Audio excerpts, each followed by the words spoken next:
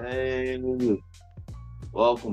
welcome fucking back to another Wake and Bake Sunday morning with LeVeLz Grow Room. Cheers, you grummies. How's everybody doing this morning? Did my laptop just freeze on me?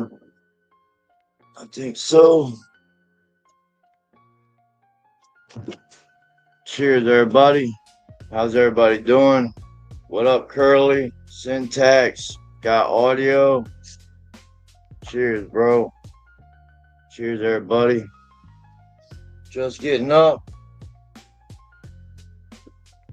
Sorry about the wait, as usual. It's nice outside, so it's true. I think it's cold, too.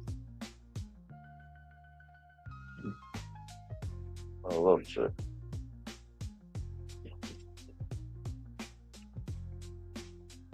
Alright. We got 25 people in here. Y'all hit that fucking thumbs up.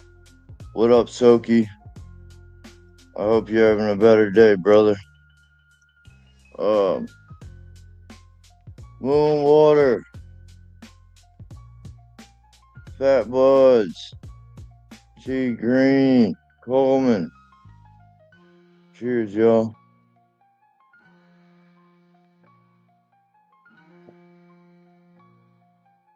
Yeah, I pay $20 a bag for ocean force.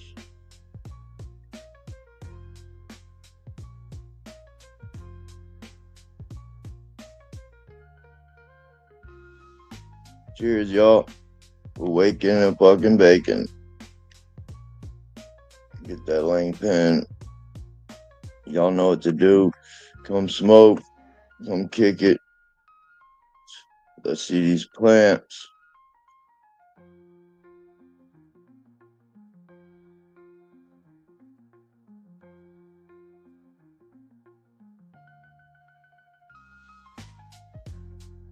It's 8:41. Let's see who pops up here.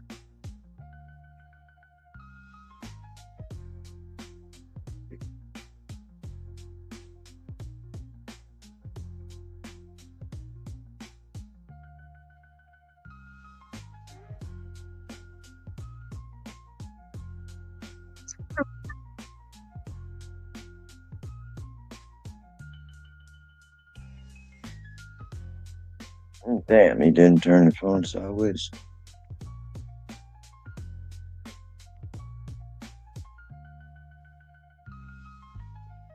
Damn, Yama, you tripping. Why you didn't put the fucking phone sideways?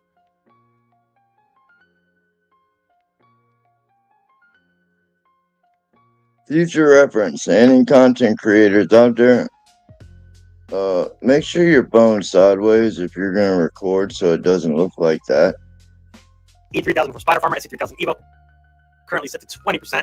Such a different environment over here. 72 got degrees. That controller, I just seen it. 69% humidity versus this. This is my Skywalker G. She's getting ready to cut percent humidity versus 69% degrees. And such a different environment. 20%. Was that it? Currently set to 20%. No, such a different environment over here. 72 degrees and 69% humidity versus this.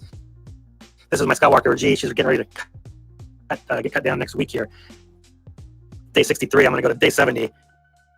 I cut it down at day 63 last time, and I before that I would go 74 days. This is the, I forgot, 7th one I've grown. That's the 8th one from the same clone that I've grown. Look at the difference in environment. 83 and 52. It's dry and hot in here. one more week, though, less than a week, and then we've got the next gen on its heels. This is with the SF2000 Evos, and I'm running them at 80%. If I go any hotter, it's just going to create a giant mess. That's why I prefer the bar style lights. And we got the next gen over here. We got some clones that we did. These are a week old. Tropicana Cherry on the bottom, Skywalker OG on top. And we've got Tropicana Cherry Mom there and a Skywalker OG. They just got IPM. And these just got the first IPM. 1 week old. Thanks for watching, everybody. We'll see you soon.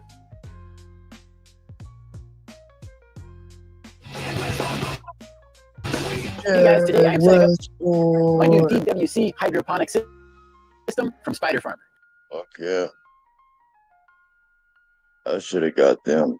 So this is going to be my first time growing cannabis in a proper DWC system. I mean, I left my clones in the Aero cloner for 3 weeks too long, but that's pretty much DWC. But no.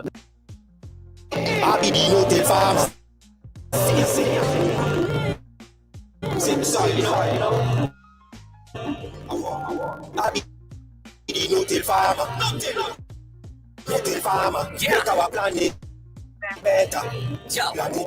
Trent, what up? Red worms in the cover crop.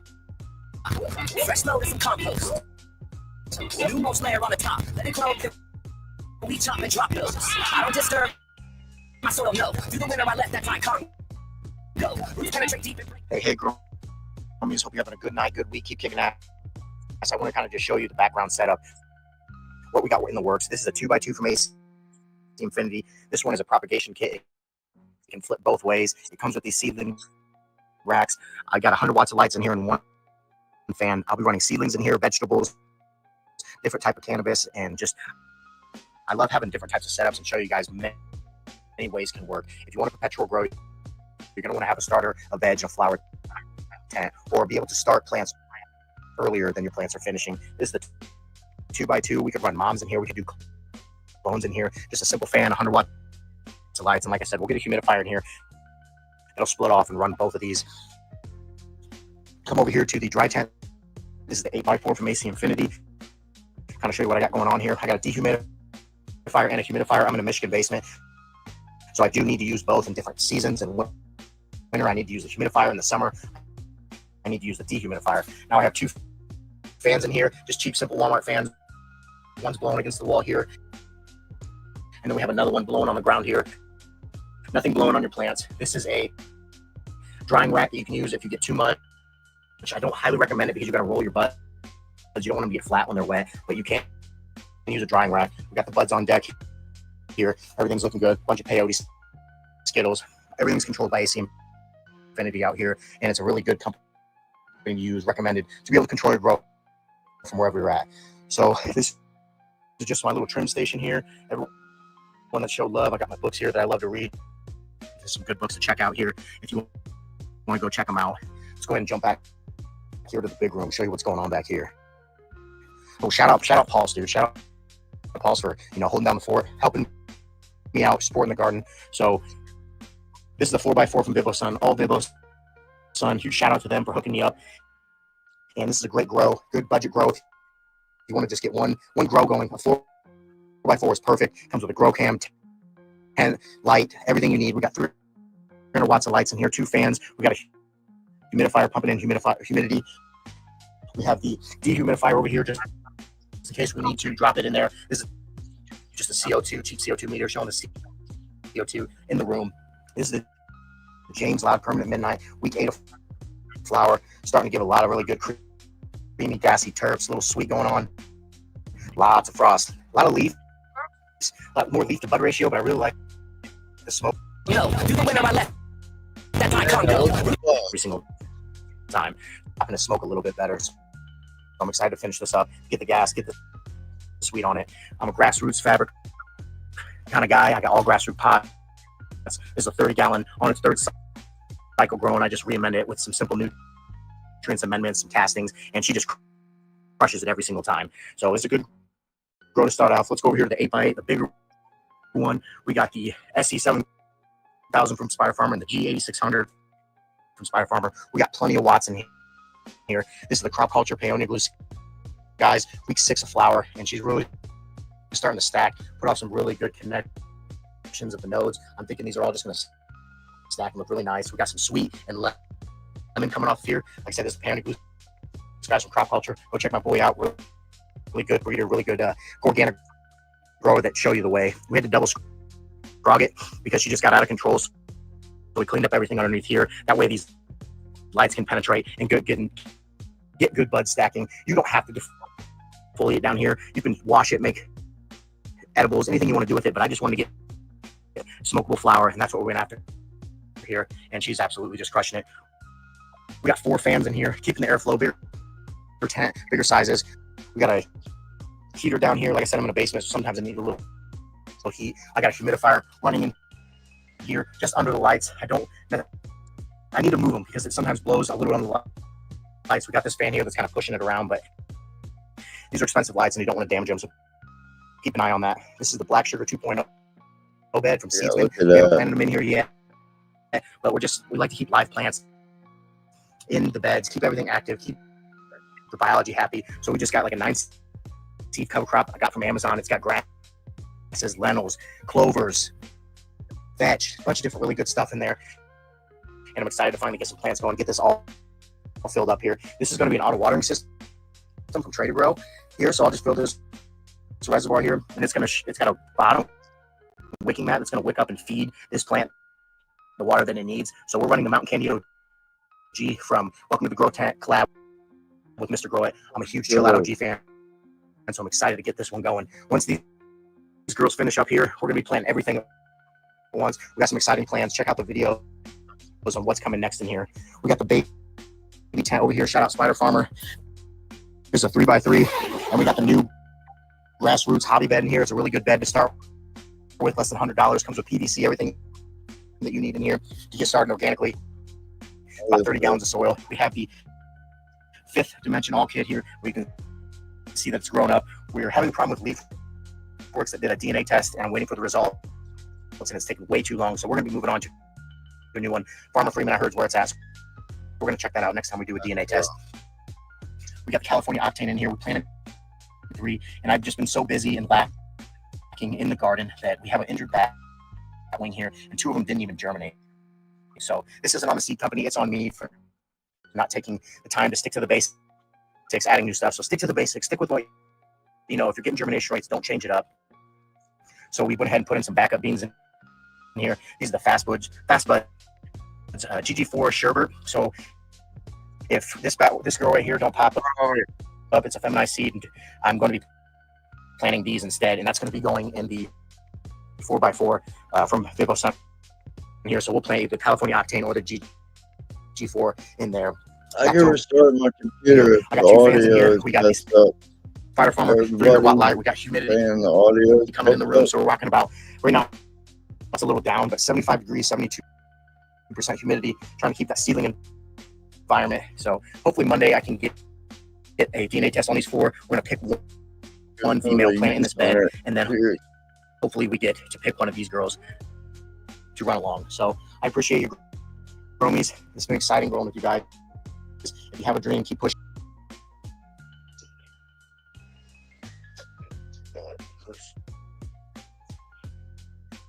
Y'all hit that thumbs up, man. Where's everybody at?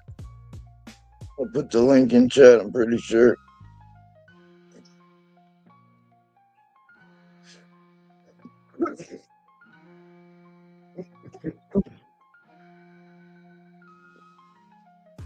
Got 52 growers in here, man. Hit that thumbs up.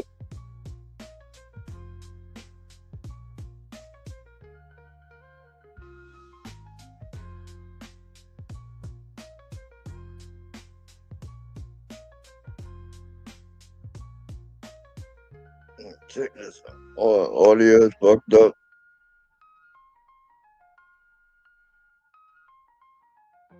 What up, Todd Wilson? Phil?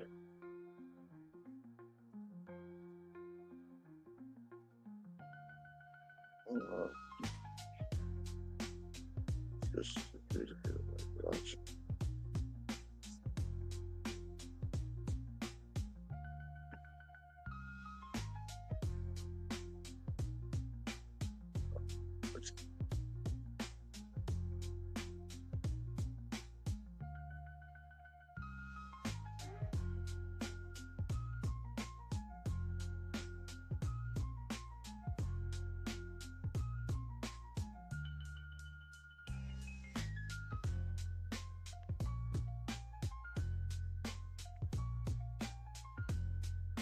I think I fixed it.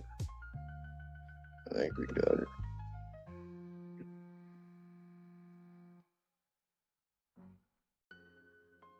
Huge shout out to Macho Graham yesterday. He was on Mr. Grow It show.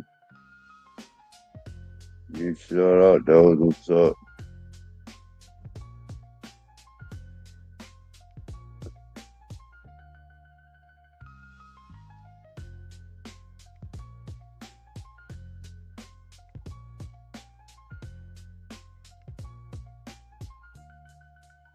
Hey y'all, the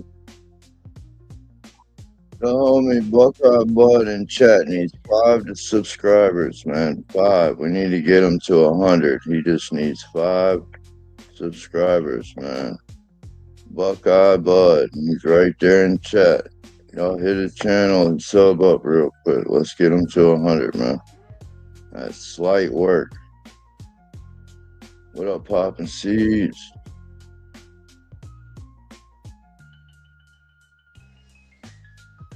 That's slight work. Let's see.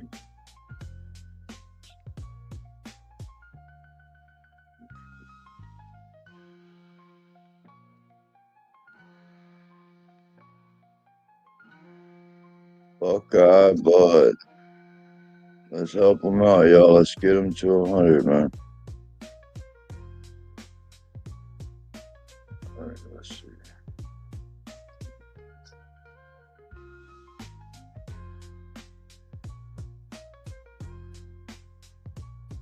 Yeah, I know a bunch of people drop videos.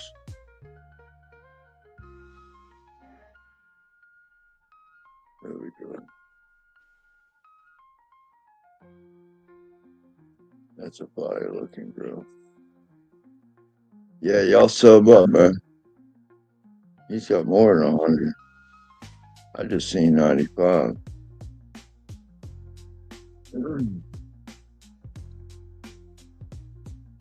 We get it? Nice. Let's get him there. All right, tell me how the audio is. For joining us this evening. Happy Valentine's Day to everybody. For those of you that haven't joined us before, we are in the Medic Grow tent. This is a seed to harvest series, and in this tent we've got Mendocino Purple crossed with hash plant. That's this lady right here up front. Starting to stack up some nice Audio is great. Really nicely. And then we have some Pakistani citron. Good morning, bro. It's going to be this lady here, and here. And what's really neat to note is this pheno in the back over here is throwing some bright pink pistils on her, just like Durban Poison does. I'll try to get a close up of that for you guys. But yeah, nice pink, almost magenta pistils popping on that pheno on that Pakistani citron kush back there. Not so much on these two ladies, but nevertheless, they look amazing. It's always neat to see some type of variety like that within the phenotypes. But as you can see, the Medic Grow Fold 800U is kicking ass. I just made a video of my Spider Farmer tent. If you guys haven't seen that video, go back and check it out. It'll be uploaded right before this video tonight. These ladies are end of week 3 flower, which is, I mean, they look phenomenal. Like I said, the internode spacing is really coming together, and these ladies look really nice. This all is seed stock from CSI Humboldt. If you guys don't know about CSI, check them out. CSIHumboldt.com. Amazing genetics, been in the game for a long time, and knows what he's doing, and provides some really quality genetics for everybody out there. So visit their site, check out what they got. I'm not sponsored by CSI, but I like to pump people's products that are on point, and I've been using CSI for years and years, and I really appreciate the quality genetics that he puts out. So yeah, just these ladies are stacking up. These Mendocino Purple crossed with hash plant, stacking up real nice. The Pakistani is a touch more spaced out. Come back, Josh. I seen you. But nevertheless, looking really, really nice. So we're really excited about this tent. If you guys haven't seen any of the prior videos of the seed to harvest series, go back and check it out. We germinated in this tent under this light on 100% power, just as if they were getting some, June sun out here in Northern California. Really hot, really nice environment, and they're pumping. Especially the Pakistani. The Pakistani is really used to incredibly hot temperatures. What's going on? How's it going, brother? Let me get your full screen. I got a new tablet. We're gonna try it out. Hell yeah. Let's go. Well, I ain't locking up. Your auto rotate has to be on. New tablet, man. I don't even know how to turn the damn auto rotate on. I've been looking. Don't worry about it. It looks good though. Can y'all see me all right? Oh yeah. All right. Check it out. Fuck yeah. These two pots here in the front, a 5-gallon and a 3-gallon. I've been experimenting with these. I actually went seed to soil with beans after the last harvest. I chopped, cut the stump out, and planted beans right back into them the same day. And top dressed them on week 5. They're rocking on for my little experiment. These are right at 8 weeks old, the two in the front. This is a Gorilla Glue number 4. And this is one of my cross breeds, the American Gangster. It's a cross between a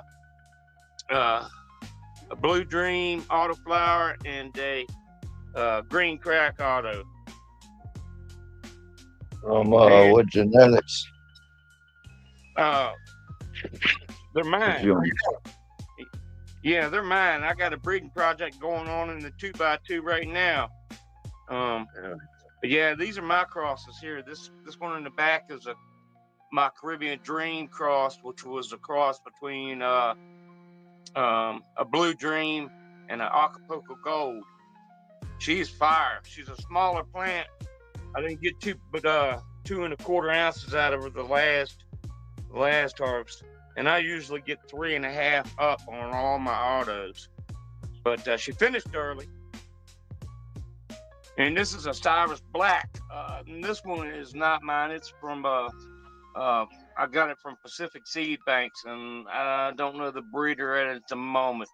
But she's like 6.5 weeks old right now, and I finally just saw one pistol hair. One pistol hair at 6.5 weeks old. So she's gonna be a big one.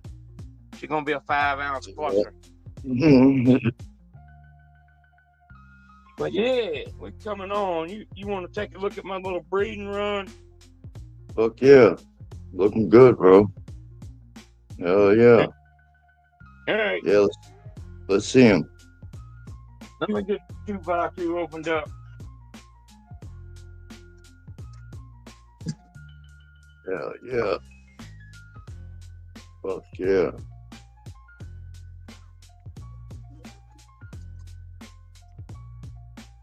Yeah, righty. These are right about 6 weeks old right now.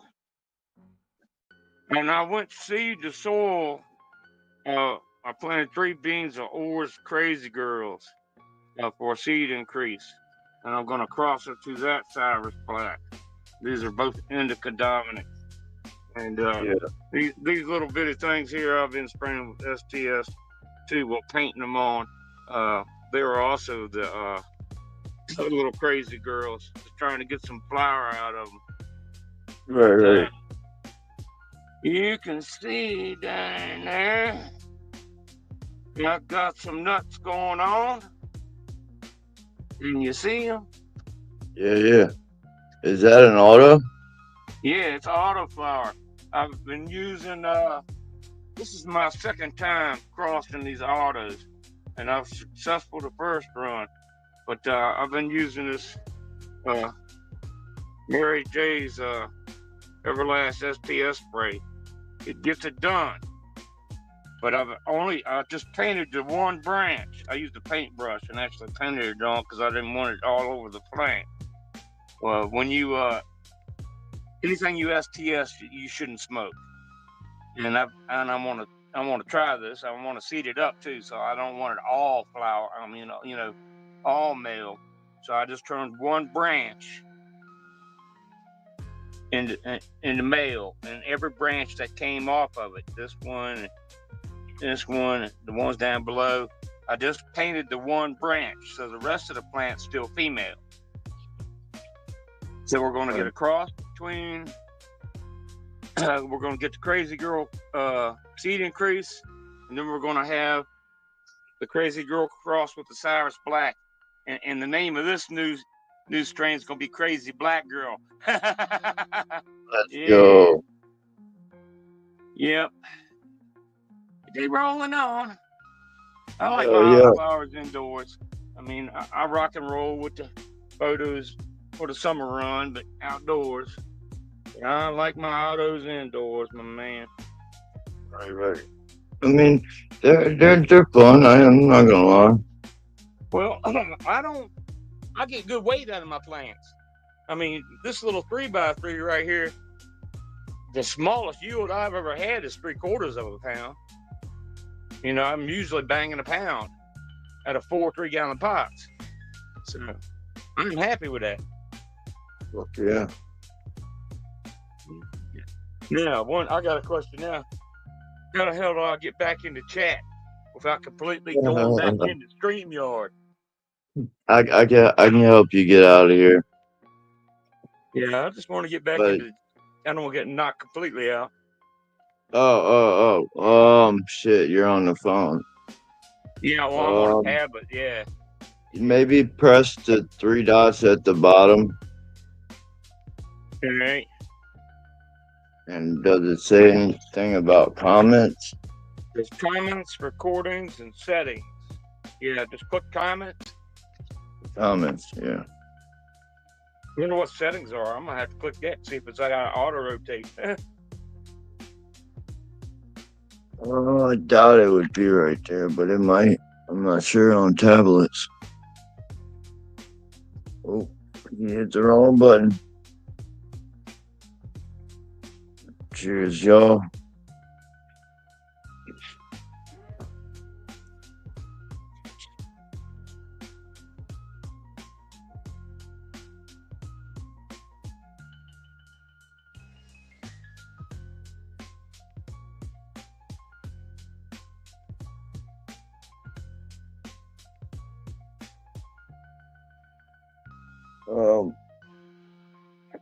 So it was a no-brainer. And the Mendo also just enjoys that really, really hot temperature. So we do have some of the pistils kicking over to amber already in here. And that might be due to the heat. It is a touch hotter in this tent than I usually keep it, but I like to keep it basic. I'm not going to run air conditioning if I don't need to. So if we have a few variables in there due to the not so ideal temperature, it is what it is. The ladies are thriving. They look amazing. The comparison between the Fold 800U and the SE 7000 and SE 5000 is night and day. This is seed stock as opposed to the clone stock that I have in the Spider Farmer tent, but just the same, they're not even comparable. Where they are visually in their flowering stage. So yeah, super stoked with the Metagrow 800, the Fold 800U. If you guys are interested in a commercial grade full spectrum LED for under $300, this is your go-to light. I mean, it's, you know what I mean? It's pumping. They look amazing. And yeah, it's almost I can't say enough good stuff about this light. So this tent is sponsored by Metagrow. They did hook me up with this light to run. So I want to thank them for that. And we will definitely be running some more of these Fold 800Us in the future. I think I'm going to swap out those Spider Farmer lights that I got, throw some of these in the 4x8, and eventually we're going to set up a big flower room, maybe like an 8 to 10 light flower room, and we're going to run all Fold 800Us because so far so good. These ladies Like I said, they look amazing. They're the calyxes are starting to swell up and get nice and hard already. And these ladies are roughly halfway through flowering, so they're going to be some dumpy ladies. What up, Josh? But again, if you guys like the content, What's good, man? How's it going? This grow, or Spider Former grow, or the amazing outdoor gardens that we got going on every year. All right. Cheers, Mike. Cheers, Josh. Morning, brothers. Morning. Look at this fucking. What up, fellas? How's it going? Look at this on the right. The fucking truck in the fucking ditch. Put her in fucking sideways. No way. No way. Yeah. Fun times. Yeah. It's been snowing for like 3 days, dude. It's ridiculous. I think you're on the curb here. I'm on the curb. I may be on the curb.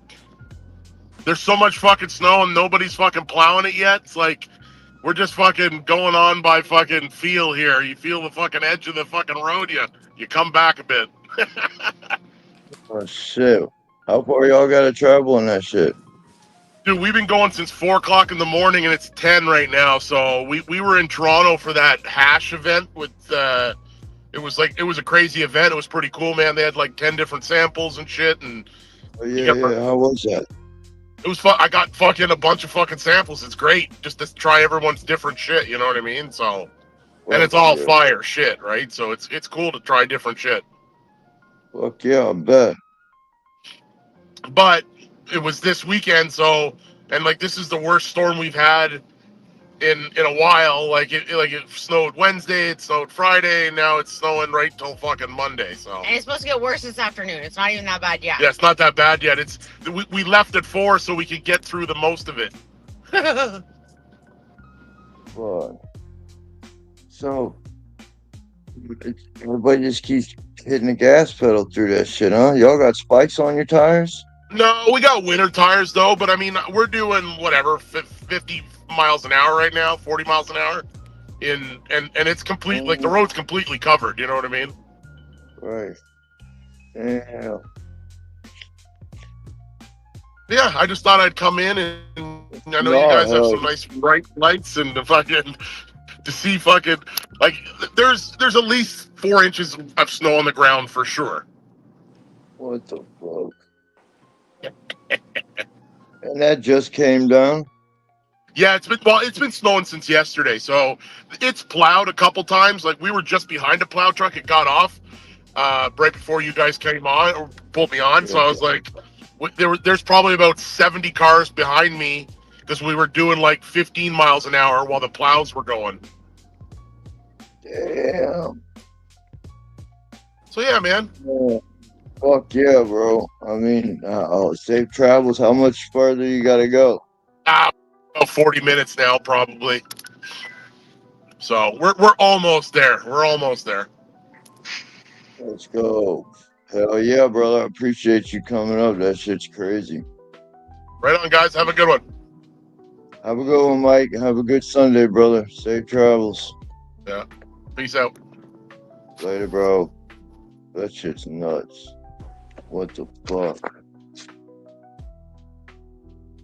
What we got in the box, Josh? What's going on? Have a good day, Mike. Hey, Josh, I'm gonna grab a drink. 1 second, brother. Yeah, go ahead. I'm over here just transplanting. I found a couple of plants that were that looked like they were ready and they were more worthy than the other ones I had. I had a little too much lemon OG in the lineup, so I figured lemon OG is nice, but not really a bread and butter in the garden. So I figured I'd transplant some ones that are more desirable. Runts, Wookie Pebbles, Gorilla Glue. Josh, my bad, brother. No, you're good. I'm kind of just over here just talking to the people. So this is what I'm using right now for inoculant.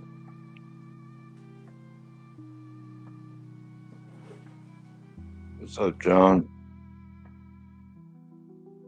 Just in the middle of transplanting, I already made up the soil over here, which has like earthworm castings, Got my Bio 365 and some Costa Maine lobster crab compost.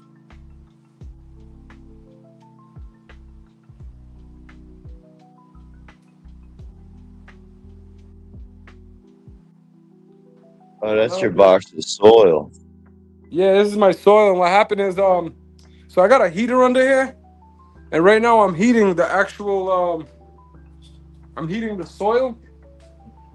So there's a heater right there. I'm heating the soil because it was in the other room to where it was cold. So I'm gonna, I'm trying to heat it up a little bit so it doesn't get too, doesn't shock the roots. Shout out to Macho for getting on the Mr. Grow It show. Yeah, huge shout out to Macho. I said that earlier. I had to give my own personal shout. So the beauty about Mr. Grow It is he's really good at connecting the community. Once you're done, you start meeting so many good not necessarily good growers, but just good people that are growers that are like-minded. Oh yeah. No, he's definitely good people. I think I was on his show in 2023. Fuck yeah. That's how I was able to meet a lot of you guys. But my lights don't come out till 1 o'clock. So as soon as one hits, if you're still on, we'll go. I'll show you how much they stacked up. Yeah. I'll be on. No worries.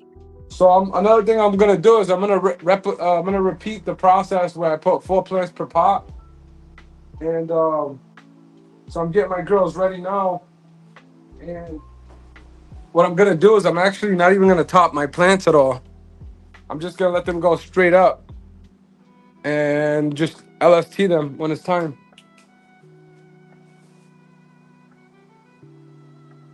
What's up, Ace? What up, Eric? What's up, Moon? How's everybody doing this morning, man? We got 70 growers in here. Y'all hit that thumbs up, man. Y'all hit panel. Let's see these plants. Where are these growers This was at? like sometimes when I don't have enough clones, I take like a stem with a little piece like that on it, and I end up with this. So as you can see, this was just a stem that had a little node on it. So usually, I'll take a clone from here, right? And then I'll be left with like, this piece over here, for example, right? And if I'm in a desperate situation where I need a clone, I'll strip all this off and then I'll make that little plant right there a clone. But that's just like I said, if I'm in a desperate situation, I need to make cuts. So it's like all the energy kind of leaves this little area here and then just goes into the rest of the branch. Oh, yeah. Nice little tip right there you just shared. Thank you. Well, that's if you're in a situation, and you need to make more clones. I've been in that situation where I didn't take a clone when I should have.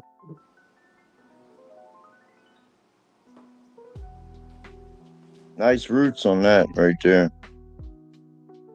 Yeah, I don't know if I told you, I was kind of relying on my clone guy for the longest time, and I just got sick of the plant structure and the way he was vegging them, and I just told myself I got to do this myself again. So here I am back to, I guess doing everything in house. What was happening was his plant structure was growing too tall, and I was just ended up with too much legs. Because he has a clone company, so the way he makes money is he just tries to make clones and sell more clones. So he makes clones, sells clones. So he's not concerned about plant structure because he's not worried about flower production. He's not worried about that type of production. So I had to fall back and do my own thing as far as this goes. But I mean, now I might go back to taking plants from him because I'm gonna be running his facility. He wants me to be the general manager there. Come on. So yeah, if I'm over there, I can be in control of what the plants look like. You know what I'm saying? because now it's my business.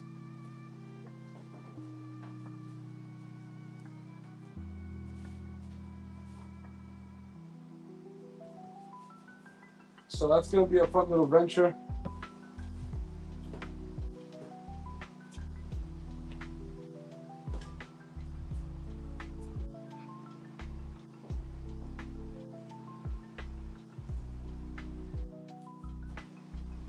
So Yeah. I don't know. I figured I guess I share this with you guys, even though it's kind of depressing. My cousin he doesn't know how to keep it basic or stick to the basics, and I don't know. He had this like great idea, at least to himself, to like start popping seeds at the facility over there, and he ended up getting hermaphrodites in that room. The room I was showing you guys with the Oh veg. no.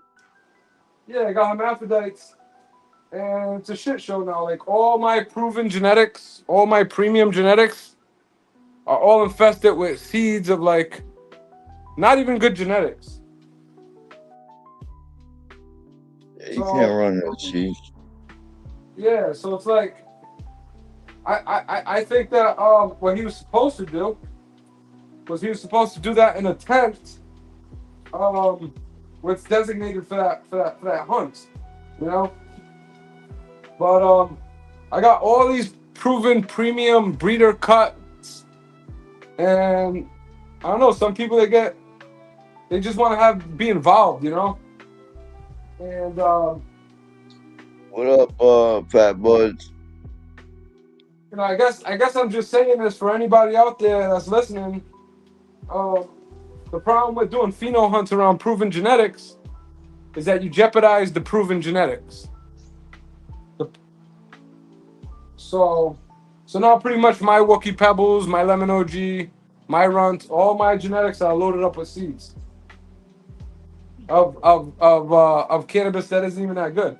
Like the weed kind of like smells like CBD or some shit. So it's just sharing that just to let people know that if you're gonna do a hunt, you wanna have a designated place for that.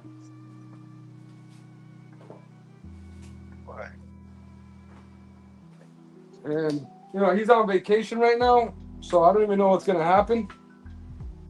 You don't know about it?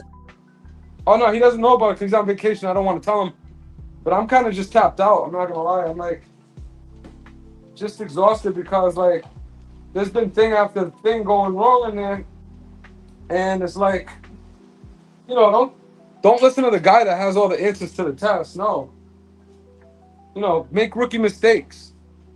So it's kind of frustrating for me that I'm not a rookie, but I'm paying for rookie mistakes because, you know, somebody else is at the facility, and they could just walk in there and do whatever they want when I got my back turned.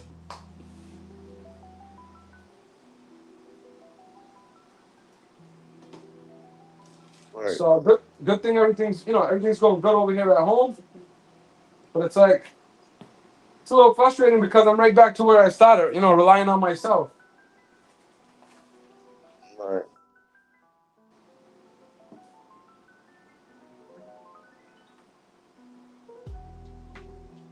Cheers, Fat Buzz. Oh, I'm trying to figure this damn thing out, man. You know, plus up here. I'm trying to figure it out.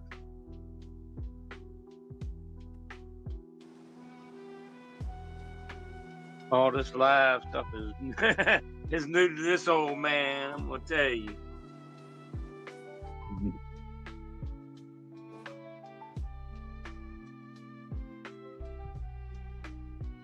It sucks, Josh.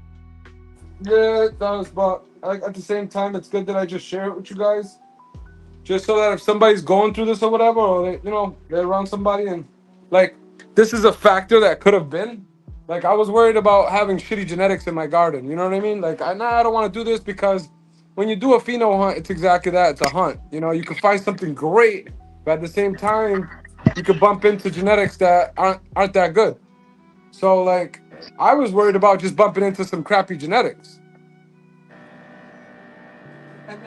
And then the X factor happened in the hermaphrodites, and it's like that's just a whole nother extra reason why I don't like doing stuff like that. Like all my genetics are proven breeders' genetics. Like why do you want to play around?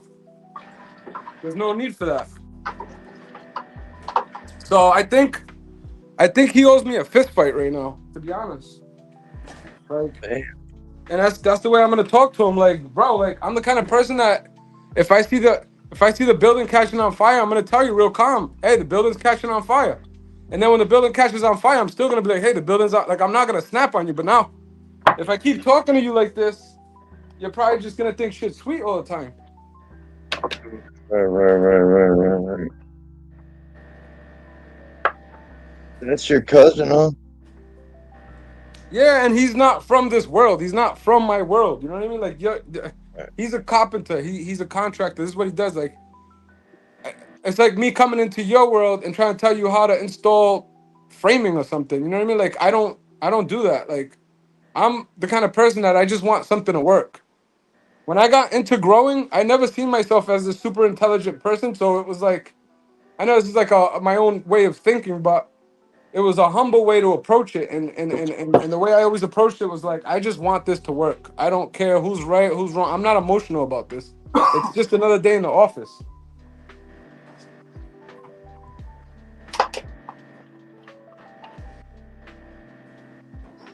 So when you just want things to work, you're gonna take advice from everybody. Of course, you take it with a grain of salt. But you as far as the way I got into growing, I always looked at what worked. What's this guy doing that's working? Because that's what I want to do. I don't want to fail. Thanks. No, but you can't be. I mean, and he don't even know they heard.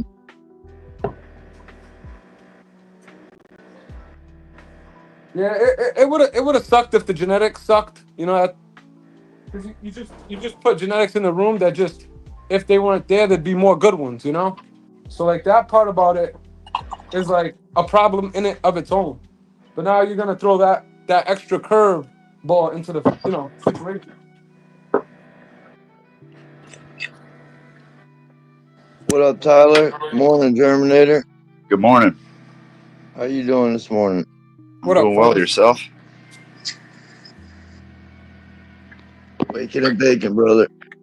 How's it going over there in the Germination Station world over there? We're doing good. Plants are looking happy. I'm happy. Whoa! Oh yeah, that's right. You flipped this 3 days ago. No, I didn't flip these. Oh yeah, that's right. No, I just I took them out of the 5x5, and I'm about to scrog these out and flip this. Let's go. I have a couple in there on stilts, huh? Yep, these two will be up. Fuck yeah.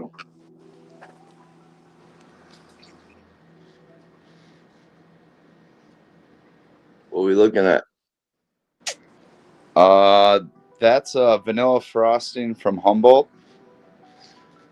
These 3 are Outlaw Seeds Fruit Tacular, and that's Gelato OG, and that's an Auto. And these 4 are banana puddings from Copycat. Yeah. Them autos look great, brother. Yeah, that Auto, she's turning out really good. Yeah, she's beautiful, man. Yeah, thank you, Bizzle. Yeah, I got that from Bizzle. I got these 3 from Garden Cultivation Network. I just like the fucking structure on that auto. Yeah, on that auto. So do I. Look how, I mean, just, she's barely in flower. If she's not even in flower yet. I mean, I think she's just going. Right. What's up, Chronic Boom? What's up, local grow guy? Cheers, brother. It's good, guys.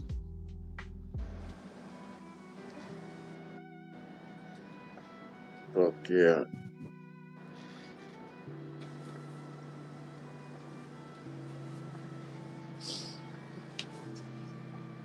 Man, these banana puddings are growing quick. I'm gonna have to do it They're all before the we same. leave. Yeah, these are all 4 the same.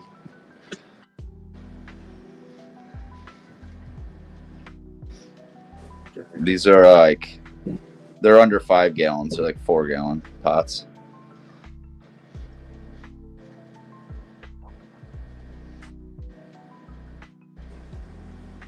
And what soil are you in? Cocoa. 70% cocoa, 30% perlite.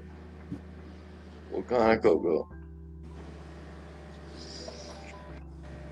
You hear me? Advanced nutrients, connoisseur line. What kind of cocoa? Yep.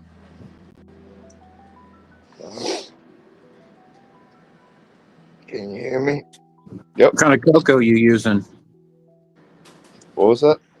What kind of cocoa are you using? Oh, it's the Humboldt brand. I got you. Hell yeah.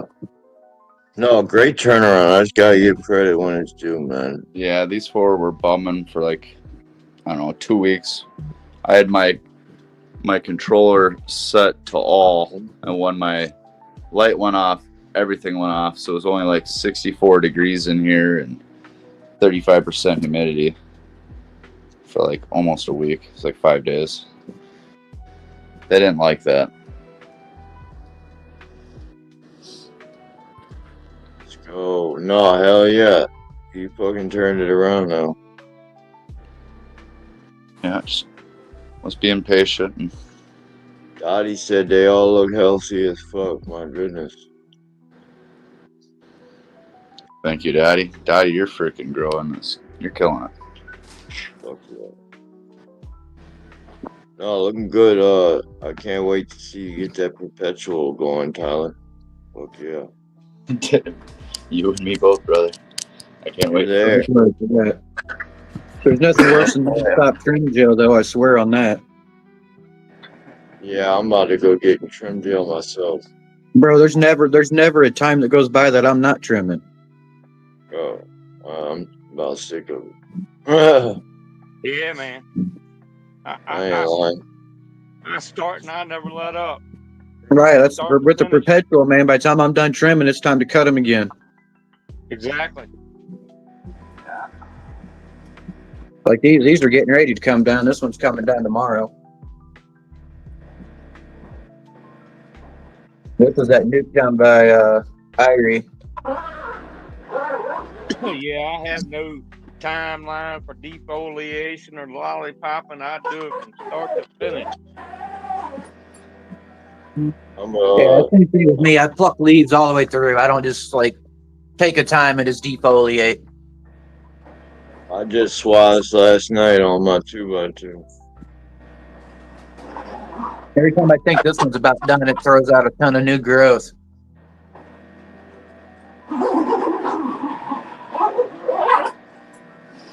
Hell yeah. That bitch is nice though. Look at that.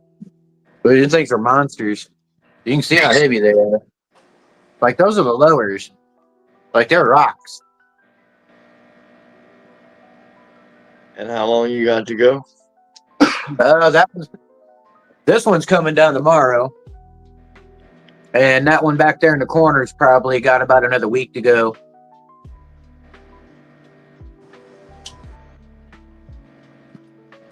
That thing's still packing on growth back there. So Dottie actually just popped out. I thought that sounded familiar too, Dottie. Yeah, Dottie said he just popped that. It's in a germination dome right now. He said now he's excited to run it. Stuff is fire. I already got one. I just trimmed up. It's fire. That's for sure. It's forever. It's slow vegging and slow flowering. No, that's the thing with it. It's mostly sativa, so this is like, dude, that's like a 7-week veg. 7-week veg. That's a 7-week veg. They veg slow. I had to veg it for 7 weeks, and this is week 10 of flower. This is week 10 of flower now. Week 10. How many more weeks you go? This one's coming down tomorrow. That one's got about another week. Oh, I got you. And there's sativas. Almost all his stuff's 10, 12-week stuff. I've ran almost everything except for the new stuff he just dropped. I thought someone said that he had only sativas, and then I heard that he had indicas too. He's got almost all sativa, and he's adding in some more indicas now, though. He just started adding in he's doing a bunch of new breeding and adding stuff in. But there for a long time, it was, nothing but sativa. Really? Yeah. Like almost everything he had was like 12 weeks. This is all the next coming up shit. I'm getting back to my perpetual. I got off my perpetual because I'm getting ready to build my grow room. So, but those are white widows. They're getting ready to go into veg. These guys are in like week 5 veg.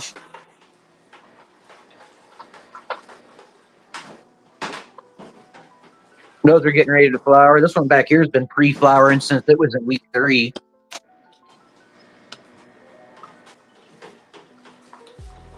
Yeah, that thing started pre-flowering in week 3.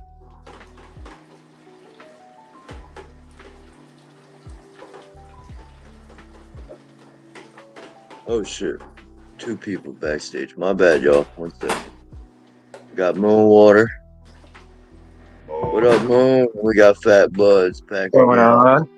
What up, fellas? I thought the Fat Buds was already on. Morning, Moon. Wake How you and doing, bake brother? and coffee.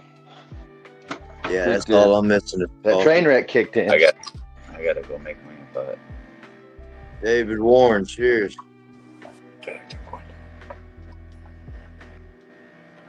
Grab me a cup, Tyler. I got you, brother. I'll take one.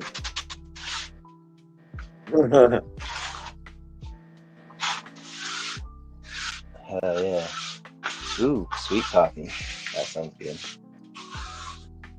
Well, y'all got me back up it. I've been playing with buttons, man. I'm trying to figure this out, man. It's the first time I've ever been able to get on a line without locking up. Right. Y'all just ignore me, man. I'm gonna be playing with buttons.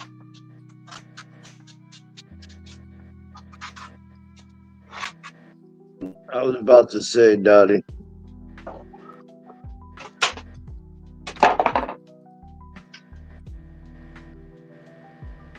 What's up, Buds? Morning. How you been, Moon? Top of the morning to you, Moon Water.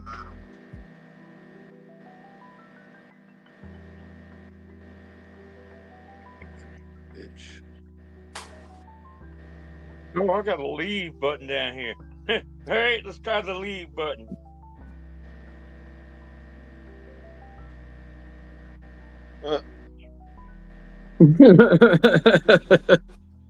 There you go. You got it. I was gonna say, I wonder if that did what he thought it was gonna do. Right. I don't think that one is planned. I actually just swaz here. That's what I need to do. Let me get my ass inside. I'll show the girl real quick.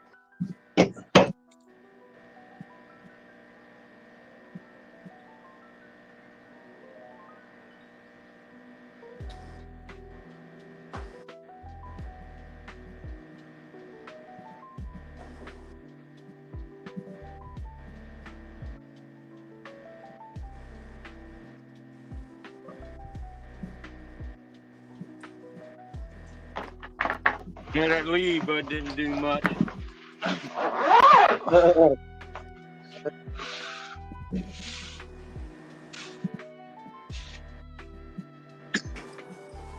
Yeah, I'm really excited how these external pots are going. I've always top dressed it every 21 days. My soil was hot as hell at the end of the run. I had to mix all kinds of crap in it just to bring the ppms down. But I've been going with 28 days, and the last slurry test I did, I was within 60 ppms of fresh Fox Farms Ocean Forest. So I just started rolling with it, planting beans right back into it. I'm probably gonna give these two another go around and see if I can't get 3 runs out of one pot.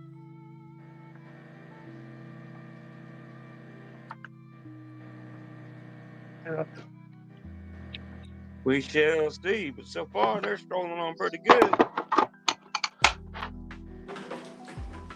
Yeah, they're looking good. Yeah, I was just expecting to get buggy or something, you know what? I mean, the whole root ball and everything. I mean, like I said, I just cut the stump out. That was it. Just to get enough a hole in there, just put some seed starter back in it. Seed So you didn't even take it out and break the root ball up, huh? Fuck no. I mean, it's all I did was get the stump out so I could get some seed starter in there, and I popped beans right back into it the next day after chop. No kid. What are you using for nutrients? I use Dr. Earth. I use all 3. Okay.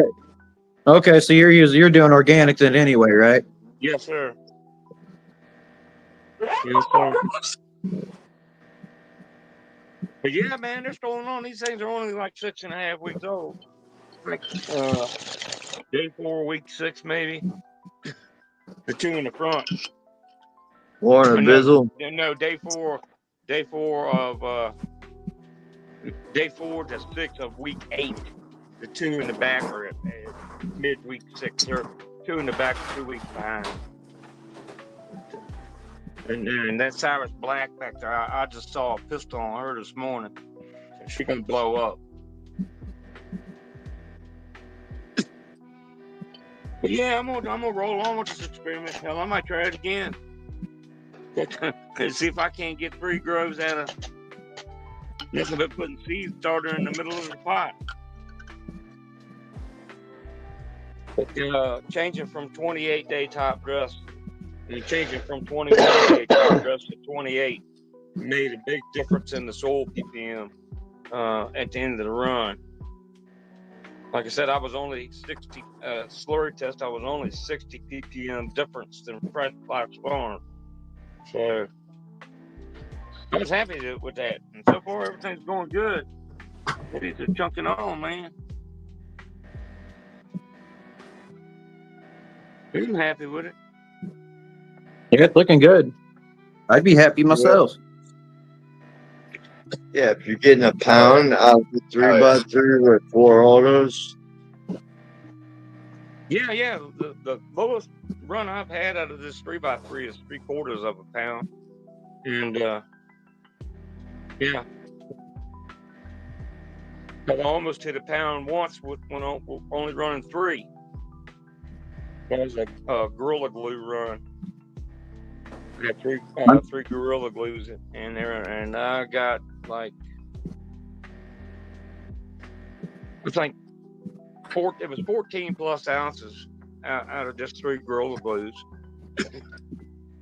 Yeah, I'm getting ready to. I'm loving this Dr. Earth and Fox Farms. Easy, man. Hell yeah. I could fuck up some plants if I gotta start throwing liquid newts at them. Yeah. I'm getting ready to do an auto flyer grow, and I'm going to try and pull 3/4 of a pound per auto. Hey, ain't nothing wrong with that. Got it. Look at Tyler's. Tyler's for sure gonna be probably 5, 6. I've done it. I pulled 3/4 of a pound off of some medically fried chicken autos from Ethos. They were testers that they sent me. Oh yeah, bigger pots for sure. Bigger pots. I've seen a pound. CC's pulled a pound off on auto. I mean, Yeah, I I mean, think. you do them autos right, they'll produce right. Yes, sir. I think I actually had this pot with the Gorilla Glue number 4 in the 2x2 and this 5-gallon pot, and I think I got 6 ounces off of her. But yeah, the bigger the pot and the more room, you can open them up. You can rock and roll. Yama, we seen Yama earlier. Yama can grow a pound on the auto. Yeah, I've seen a bunch of fucking autos. Yeah, I've seen Coyote fucking pump out some big ass autos too.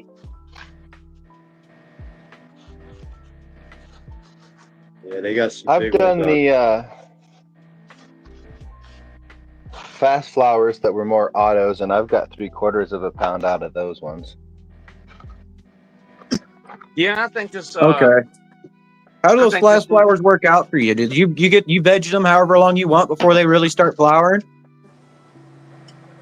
So I made mine, and so there was different kinds. There was kinds that were more photo period, and there was kinds that were more auto period. So like I had a couple different ones outside, and they just flipped as soon as I put them outside. And then there was other phenos that waited till after, like July 21st or whatever, June 21st. Right, we're more photo period. Yeah. Because I think these white widows I got from Seedsman are fast flowering, and I think I got one that's been pre-flowering since like week 3. I think if you was to take the, a clone and then put it in, I think you could be able to clone those auto fast flowers. You know what I mean? I think they have enough photo period stuff in them on some of them. So if you wanted to keep genetics around. That'd be interesting. I usually don't keep anything around. I like to turn and burn. There's too much good shit out there to try for me to keep shit around. Well, so like I got these Irie genetics right now, and I planted 10 of them, and it looks like there's only going to be about 2 keepers out of it. So like getting the chance. What'd you run? The Jack Tripper. Okay. See, now I've noticed with Irie, I like his genetics, dude. Yes, his keepers are fire, but I've noticed I've been growing his shit for almost a year now. I've grown just about everything he's got. And I've noticed I get a lot of blatant Lidl plants from him. I got a lot of plants that are just sickly, diseased-ass plants, man. You got to take the pills, goddammit. What was that? All mine are good, healthy. You all right? You ready to take a nap? Well, you got to take all them damn pills. I've grown the Big Mountain Fudge Cake, the Nuketown, the Golden Goat, the Gorilla Goat. The Gorilla Goat's absolute fire. Let's see, what else have I grown of his? I've got I still got a bunch of stuff up there I haven't even grown yet. The 4K is probably the best thing of his that I've grown. That 4K is like absolute dynamite. That's one I actually wish I would have kept around. Huh? What kind of high is that one? It's like super. It's kind of a super massive body hallucinogenic high, man. Especially if you're ripping it out of a bong.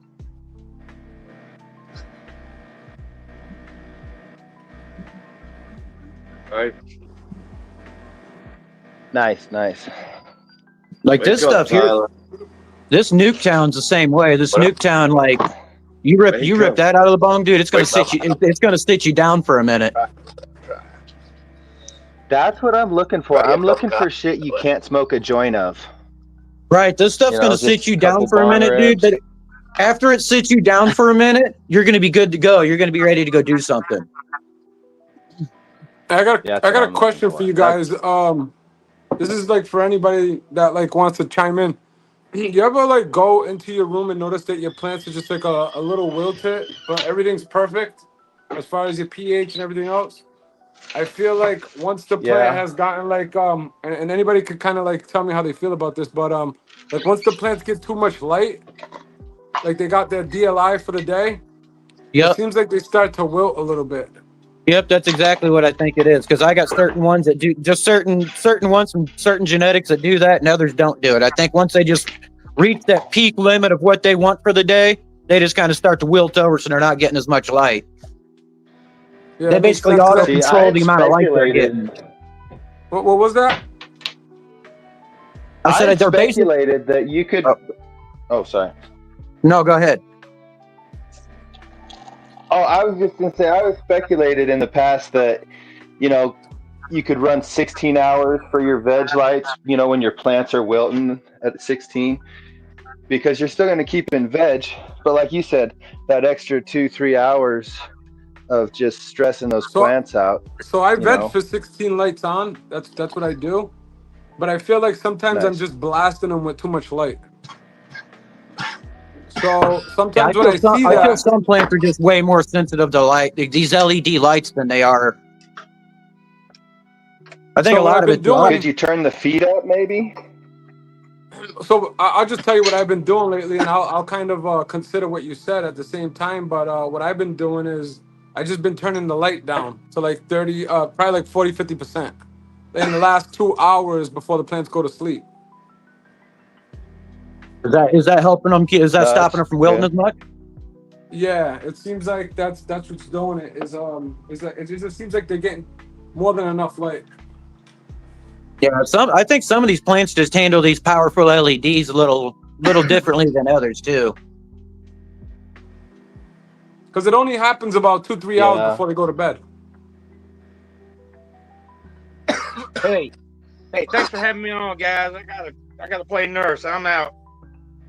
Bad bloods All right, every have day. fun. They could just be getting ready for bed early too. You know what I mean? Yeah. Yeah. I think that all kind of goes like hand in hand.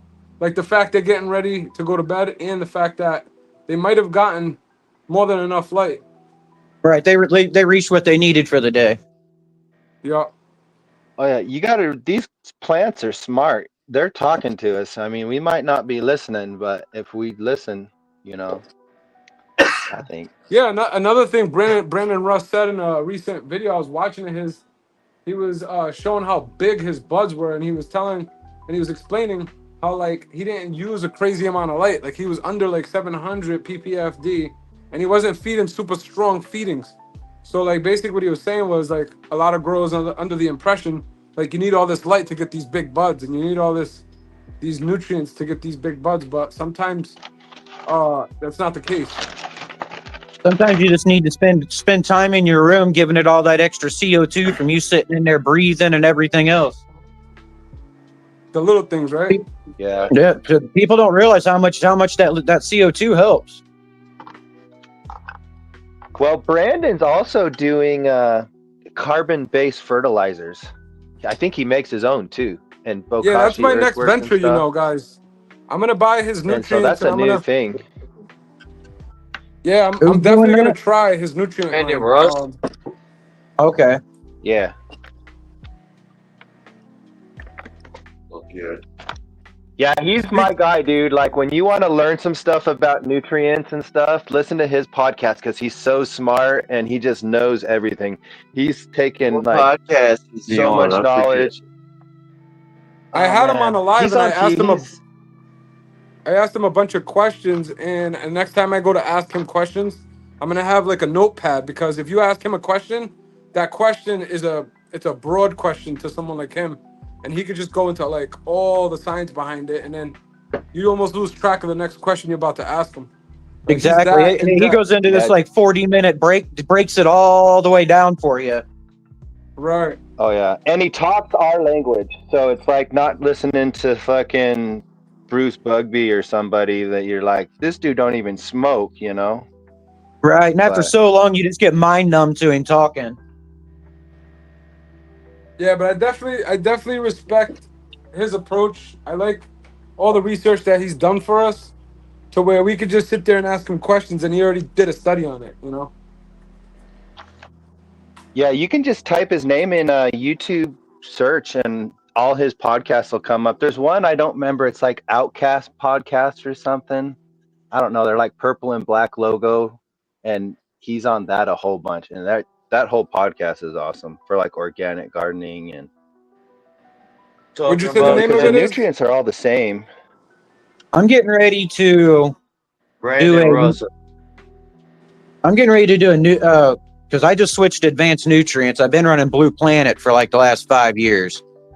I just switched to advanced Cincy salts, and then I think I'm going to. I found my grow store I just started using. They have all the Build-A-Soil, the entire everything that Build-A-Soil carries. They got in their store. So I'm thinking about doing an organic side by side with the advanced and the Build-A-Soil and see what we get. See what kind of quality we get between the two. Hey, that sounds convenient. That sounds convenient to just have that store there and be able to grab that stuff. Right, dude. It's an hour away. I was using a different grocery store for a long time, dude, and they sold me $108. They sold me $180 in shitty soil. And then whenever I called them, and they just pretty much told me to eat it. So I switched to this other grocery store over in St. Louis now, Missouri, bro. Yep. This place is like every fucking thing you could think of under the sun, man. Yeah, if you have you seen that Wesley Pipes? I think I heard of that name.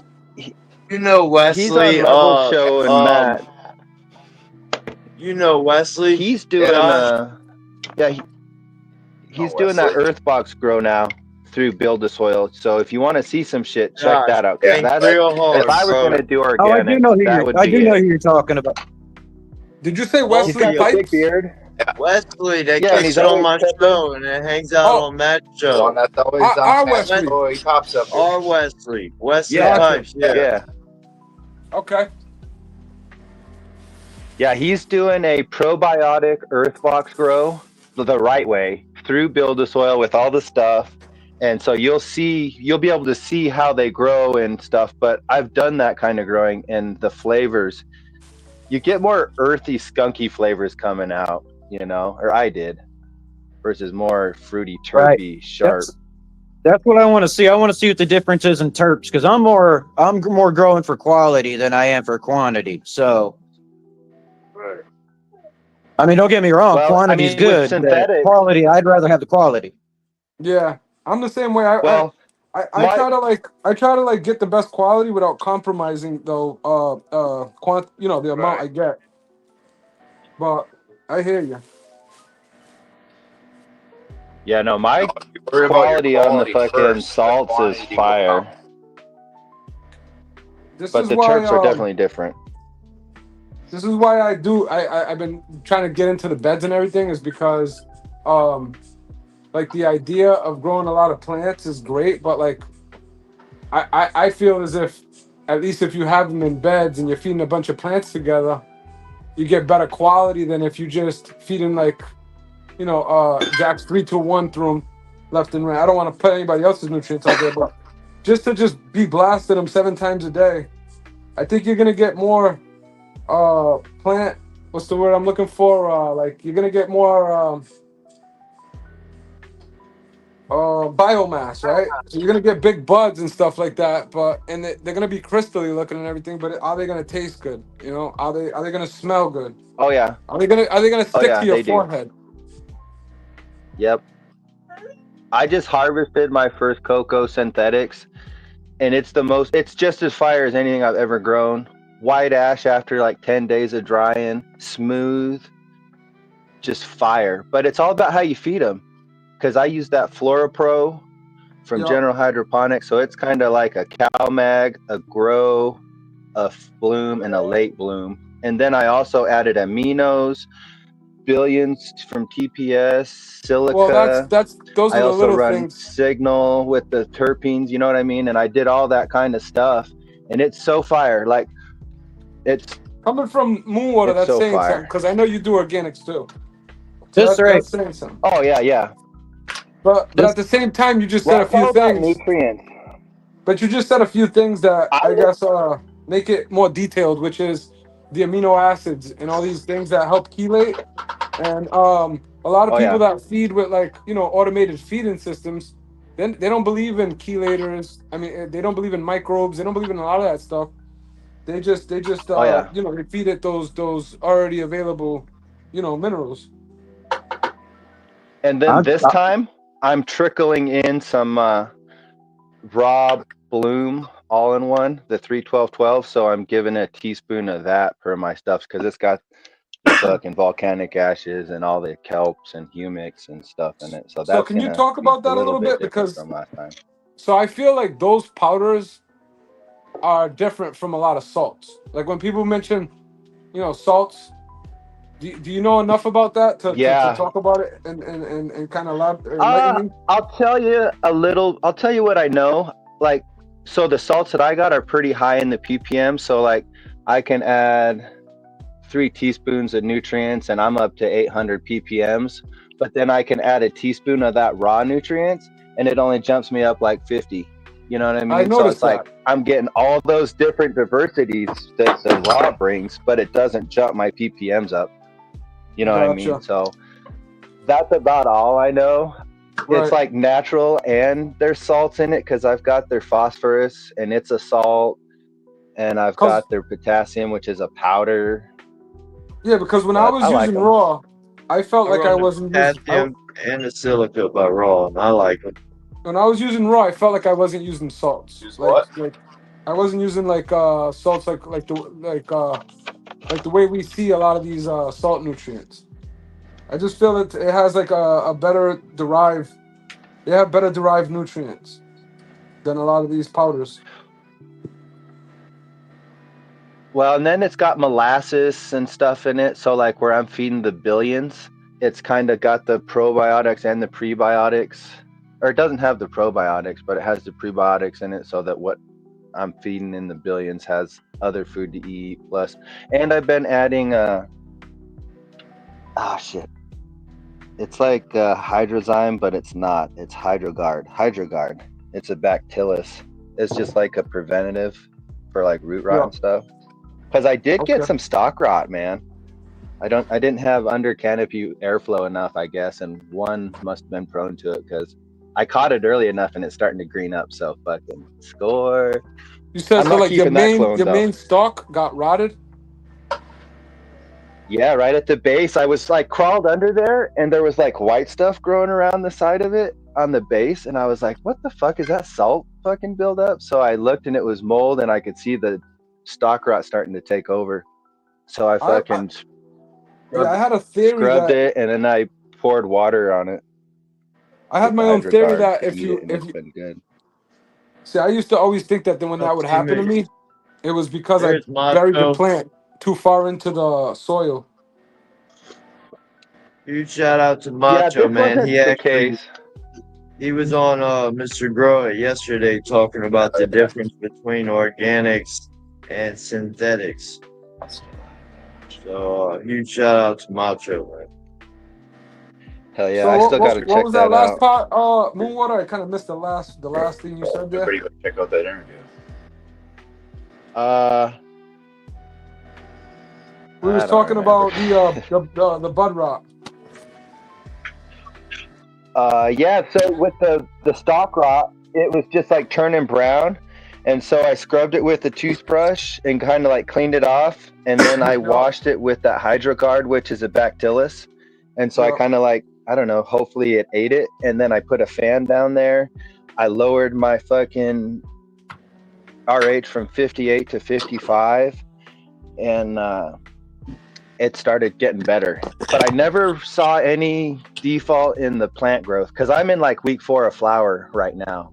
And I caught it about a week ago. And I didn't notice it. There might be some defects, but I'm not keeping that clone just because it's going to be prone to it. You know, if you got it, it's prone to it. And I don't want that in a clone. I'm going to grow it I out was always and under the smoke it and impression stuff. that happens when you put the plant a little too far into the dirt. So I've seen that because I've done it. but this wasn't the case because it was in cocoa and it was in the back plant. So when I watered, I had to like reach under, and I just it might be because I'm watering the base of the plant, but I'd wash all the cocoa and peat perlite away so it'd be all bare. So it was exposed, is what the weird thing was. The only thing I could think of is it wasn't enough airflow. There wasn't, the humidity might have been a little too high. And then where I would reach back there with the 2-quart jar and water, it would water that base and then stay wet, you know? So it was a good test, you know, to find out which ones are prone to that, I guess. I was grateful it fucking reversed. I don't know how it did it, because usually once that sets in. I was going to do surgery, though. I've done surgery outdoors. Whoever's backstage, I apologize. Oh, Dottie. Hope you ain't been back there long, brother. Nah, I'm just filling up the humidifiers. You're good. Yeah, with the outdoors, I've surgically cut the rod out and then sprayed that prudence seal. It's like a black stuff for apple trees and stuff. And I'd spray that, and it would grow and crack, and then I'd spray it again. And after about a week or two, it had healed versus cutting it down. Dedication. Hell yeah, man. They're 7 months, 8 months into an outdoor grow, and when you're in flower and shit, and then it starts doing that, it's like a... I know, it's fucking heartbreaking. It is. Last year was my fucking most heartbreaking year ever. It was just a fucking... Hey, you still did well, though. The problem is with outdoor... I got through the year. I got through. The problem with outdoor is, dude, is the weather. The last few years has been so crazy, man. Oh, yeah. You got that early freeze. That's what it was. Yeah, this year I'm gonna put fucking... I'm gonna put greenhouse cover over the greenhouse, and then I'm gonna move them out to the greenhouse, and then I'm not gonna put them outdoors or like in the ground until like the middle of fucking June. You know what I mean? Because the rule around here is you don't plant until after Father's Day, and so like right now we got this Arctic blast. Risky. You're gambling. Like we got this Arctic blast coming through, and now again, where it's supposed to be all the way down to negative temperatures at night and shit. Oh yeah. At least where I'm at. Well, the one thing that I have, and I'm in the central part of the United States, so. Oh yeah, all those stressors make the most potent fucking weed, man. Because like my plants went through fucking hell, and this shit is so strong. Like I'm talking 3-hour highs. You smoke a joint, you're fucking toasted for 3 hours. I'm getting ready to rip a bong rip. But that's the genetics nuke time that you're seeing on the that you're seeing that I'm getting ready to cut. Oh. What I hear, blunt 30. Someone say it was blunt 30. So Moonwater, right? Yeah. Terminator, my bad, bro. I don't know what. He lost his connection. All right, chronic. Boom. I had to catch myself there. So I got a quick question for Moonwater. Moonwater, you don't notice the difference with the organic as far as more like that joint you can't finish that you're just talking about?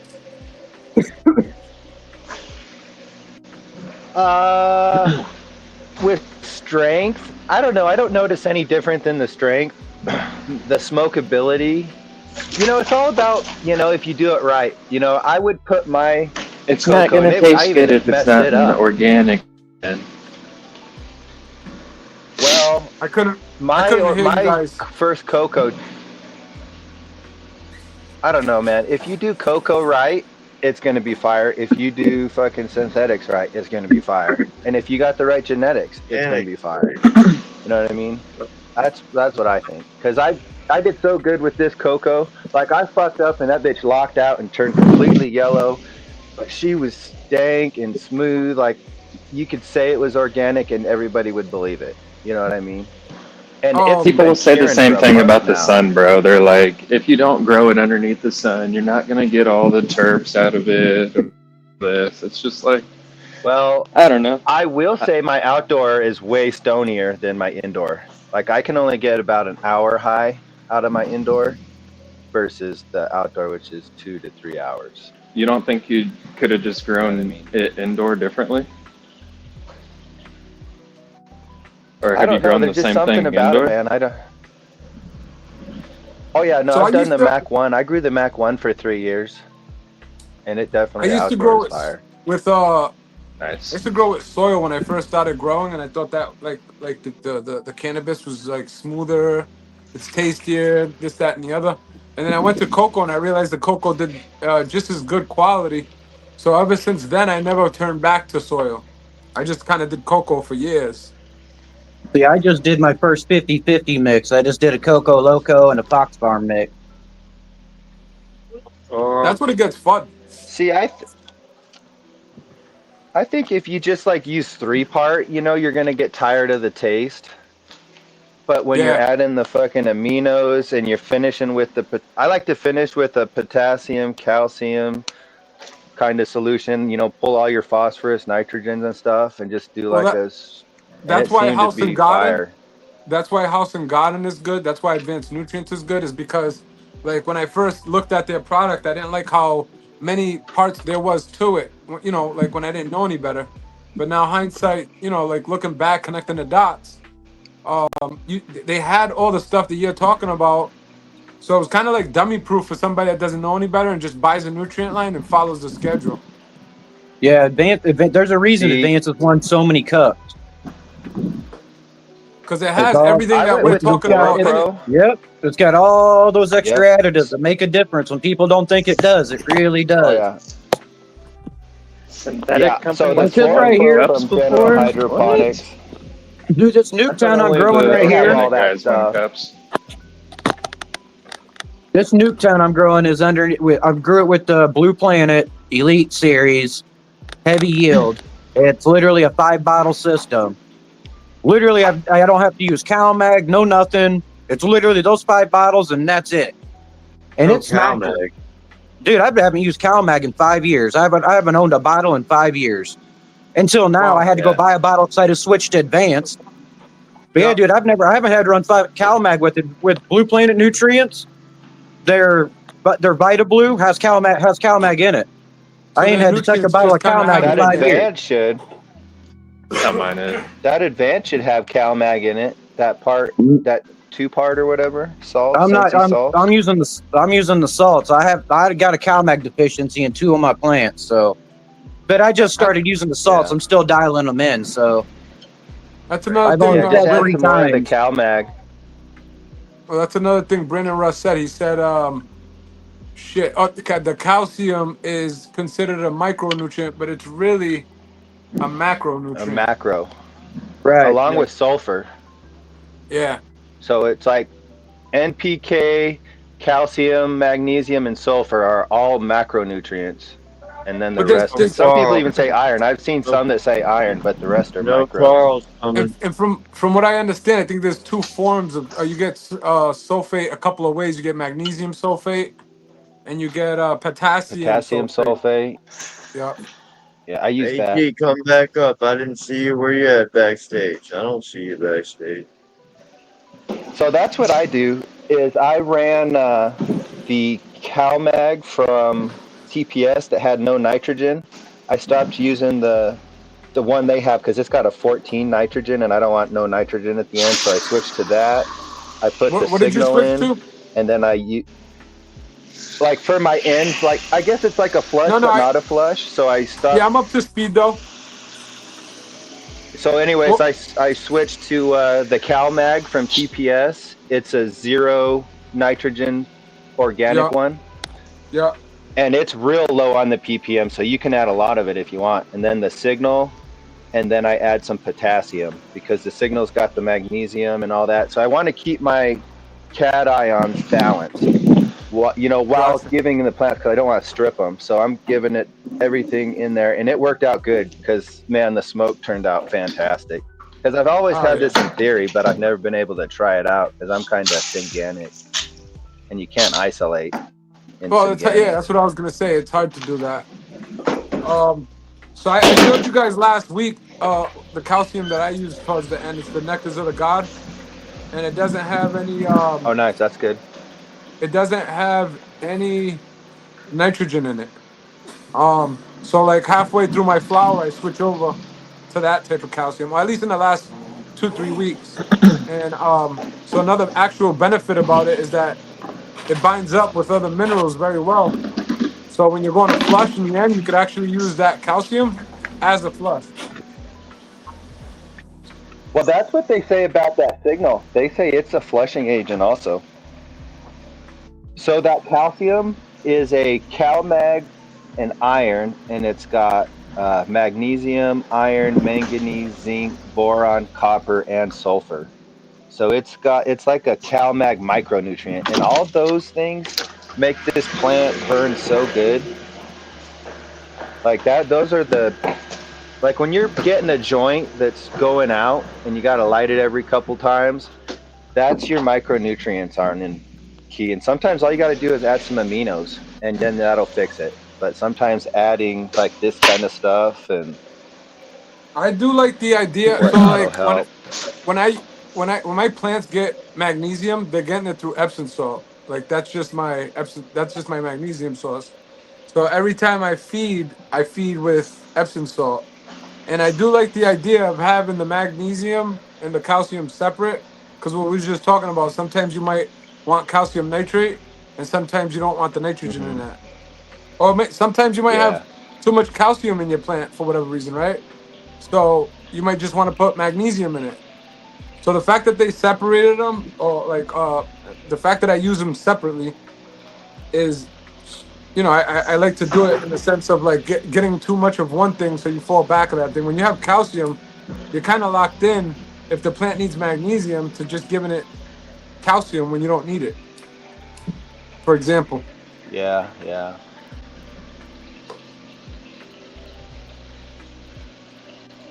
Yeah, what's Hey, we're cool just about hey, we're that just signal gonna. is Hey, it's got just the I was gonna say we're never gonna let Kyle get over the fact that he got a lowercase k.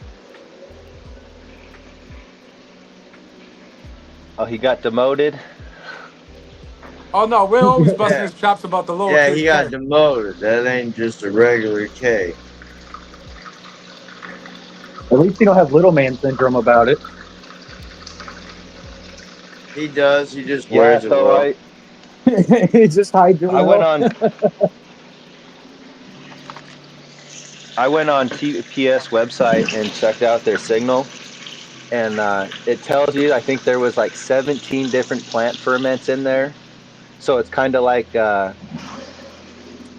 I guess maybe Korean natural farming or whatever that was. It's like an FPJ or stuff like that, and then it's got the sulfur compounds and a couple other things. So that's what's cool about the signal. It is a little bit expensive, but man, it sure brings that taste out. If you want to taste your Yeah, weed you can again, only that get helps. about a gallon, and it's $51 a gallon. So Yeah, but That's it really was not bad, though. 56 last year, so it's gone down. Dude, yeah, you can I mean, use it. I even at grew, that price, it's not bad. A gallon's going to last a while.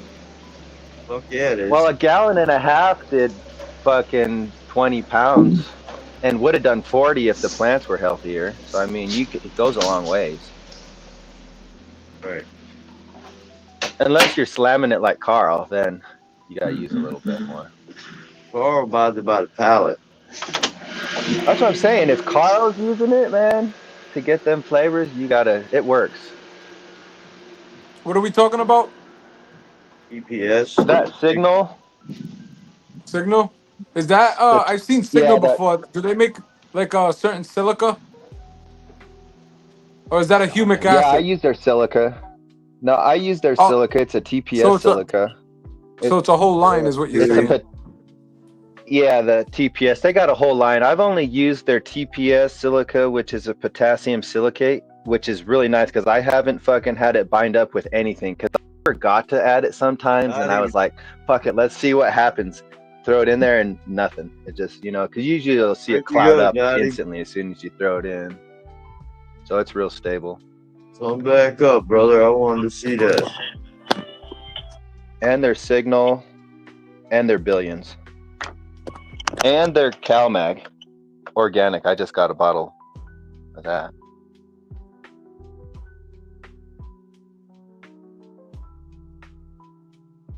See, I bought that fade from Athena No, because that's Daddy, you like weren't exactly everything that I wanted. Oops, sorry. Oh, we just dropped. Josh.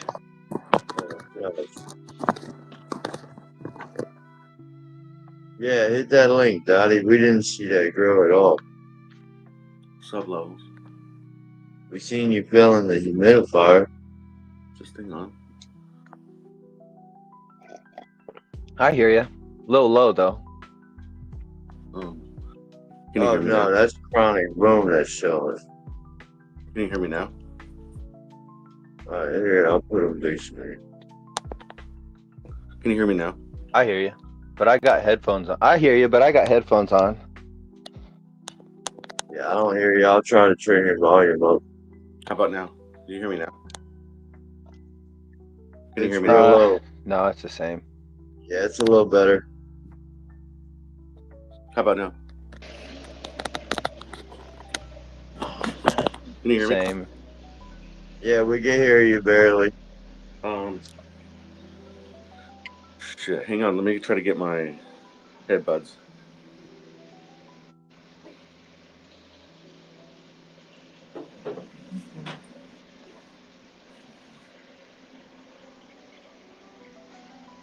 LeVeLz, I put that I took that shitting net down, this one over here, and just put this one on. It's way better. I'm not using these plastic ones You anymore. like that on? You like that one better on the Yeah, like 3.5 what the inch? fuck is this, man? I mean, I No, like the you plastic. fucked up. You're gonna get fucking nylon hairs all over your buds and shit. It's all Those good. things are This is horrible. synganic shit, bro. It's not gonna taste that good anyway. Oh, is it? Yeah. I really don't Well, I get If it was know, that. but organic, that it'd be shit's better. horrible. So if you burn the tips of your net to where it's not fraying and falling all over, well, I don't get bugs. That shit on my bud. Well, you'd have to burn the whole net. No, because I it just meant constantly. Yeah, if you wash it, it constantly sheds. Oh, if you wash it? Yes. Oh, I don't I wash don't it. know, but when you're growing, No, he said watch it. No, I don't. He said You might watch wash it. it. That might help. Yeah, it might Oh, help. okay. But I've used. I'll never use it again. I'd rather use that juke stuff they make than. This is just that some nylon hydroponic stuff. synganic, or just some synthetic grow flour. Well, I know, It's but okay you if it don't gets some want of that. fucking hydrocarbons from crude oil on your fucking weed, brother. That's crude oil. It'll add some flavor, Fucking, bro. you'll be rolling coal. You'll be rolling coal. He's going for that burnt rubber turd. LeVeLz, can you hear me now? But look at these. The size of these holes It's the are just massive, dude. Can you hear me better now? Yeah, you Yeah, gotta those are get huge. smaller ones for sure. Yeah. Anyway, If yep, I this get is one it. smaller ones. What I day hope of they flower? made mine before I got a hemp rope. Week 4. They make a hemp type netting out of juke, and it's all natural fiber, and I think you can get 3-inch squares with it. Nice That would and be what I organic. would rock. Well, I'd rather smoke a juke fucking hair than a hydrocarbon crude oil. I want the fakest shit possible. That's why I'm running hydro. Oh hell no, you get good stuff, hydro. Maybe down the road. That's fucking dope, bro. Hell yeah. Nice strip They too. look good. Did you see Thank my you, bro. Did you see my pictures of the swaz I did last night? Yeah, that's perfect, man. How long did that take you? It takes me a long time to strip these things. An hour and 45 I'm not good minutes. at it yet. What I do is I and just start at the 45. bottom and work my way to the top on each branch instead of going from leaf to leaf to leaf, like squirrel, squirrel, squirrel. That takes forever. But you dedicate one Good branch, idea. do that, another branch, and then just work your way around. Yeah, branches definitely helps. Like 1200 ppm on the CO2 for this week. 1200. No, bro, you're gonna Yeah. get some fire smoke for sure. Fuck yeah, with that canopy all busted open like that, all that light penetration. This is his first grow, y'all. CO2. I'm not gonna get all those terps though, because it's He did a lot not of organic, fucking unfortunately. research. Well, you can get that signal and add into it. It ain't gonna mess with anything. I don't think. Because Bro, you it's still get TPS is fire a hydroponic terps without being solution. organic. I'm just fucking with you guys. I know. And then if you don't I get just think it's terps, it's funny. the genetics fault, not yours. You just need to Or get it's better just seeds next time. fruit oil. It's the water's fault. It'd be the nylon. Oh yeah, it's the net's fault. Could always just blame it on it's your first See, growth fault. There you go. There I'd you like to go. do that, but I'd have to get an RO system or something because my water's kind of high. I used to use RO, but I'm trying to use tap water now. My tap water's like 8 pH, maybe higher, and then like 0.4, 0.5 EC. I'm coming, Chronic. You got your headphones, brother? So that's pretty high. Can you turn down But the I'm gonna music a try little it. I bit? was thinking about getting my You're a water little low. tested and see if it's just like calcium, and then I can just like add a little less calcium and still use it, Oh yeah. maybe. Because it might be good stuff in it. Because I don't have like stained bowls or anything, or no iron or sulfur smells in it. I think it's good to pop your seeds in tap water opposed to RO water. Cannot confirm, but for I me, do it in tap too now. I think it's good to have that little ppm in there. I used to pH. I shit you not. I used to pH like a month or two ago, or maybe about 3 months ago. I used to pH my the water I germinate in, and then I one day, sprinkle mycorrhizae on mine. Yeah. one day I didn't have lemon juice to pH or anything, so I was like, "Fuck it." I dropped the seeds in there, and they did just fine. Ever since then, I've been fucking grabbing tap water and germinating. Hey, I'm just glad My you guys tap know my water, tap's what always I think. different. mind you, my tap water is 10. Holy 10? crap, dude! Mine's a 7. No, I'm serious, 10. Moon water knows that. I've done it on the lives. Yeah, dude, mine's Oh, a yeah. 7 out the tap, steady all the time. I wish. It acts as a good Well, buffer too. That's nice. Tap The water reason does. it's probably so high is they use hydrated lime to clean the water, and that has a high pH to it probably. Yeah, it's wild. Yeah, I used to work for a We get- lime mine, and our biggest customers was water plants for purifying We use water. lake. We get ours from a Out east. lake. That's nice. Yeah, ours is lake water. Yeah, my bad, Dottie. So lake water, I'm over you got here. a lot of pine trees? I see you levels. I know. I don't know. I've never been out to the lake that it's at that we What use. up, Rock Solo? Morning, brother. But it would make sense for it to be a 7, though. Yeah, because in Alaska, when I lived up there, the lakes up there would be low pH because like all the pine trees and all the brush Yeah. and stuff, they'd make like Sick. these dead lakes where nothing could live. They'd be like anaerobic lakes.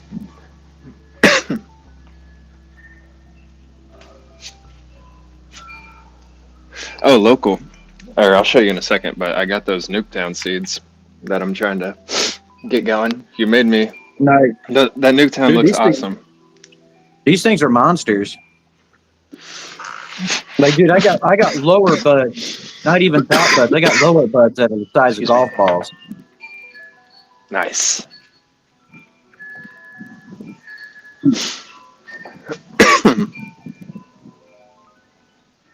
My Afghan, he just started smelling yesterday, and it got a nice Fruit Loops, a lemony Fruit Loop smell to it with a pine sol stem rub. Let's go. Where's AG at? I'm trying to see that Fruity Pebbles. Hey, she said she was backstage, but I looked and no one was backstage. I really want to get that Fruity Pebbles that she has. Oh, You no. have it too, don't you? Or you have a cross of it? I got the pink lemonade cross Fruity Pebbles OG. I want the OG. I've Is she in got chat? Jaws Genetics Fruity Pebbles Yeah, she's OG in red chat. crossed AG with Fruity pop Pebbles. up here. I know them lights are on. Oh, okay. Excuse me. I can show the girl real quick. Oh, fuck. Actually, it's past 10. I mean, I can show it, I guess. Nah, don't fuck up your shit if you don't want to. They're in veg. You're good. Yeah, it's veg. Oh, okay. I mean, I can show you flour too. I'm not worried about that really either. It's got to be like an hour or more. Or just leave a heater in your room with a light on it. Yeah, with a big ass fucking light on it. Yeah. All right, well, I'll be rude if I did that. Chronic Boom, brother, I didn't get you up yet. I'm sorry. Can you hear me now? Dude, I got a buddy. No, It took 3 grows, dude, to figure out there was the still light on his low. freaking power strip. I bet that we happens can a make lot. out what you're saying, brother, but you're still low. Can you turn the music down a little bit? Just a little bit. It's not the music, though. It's your mic. We don't have music.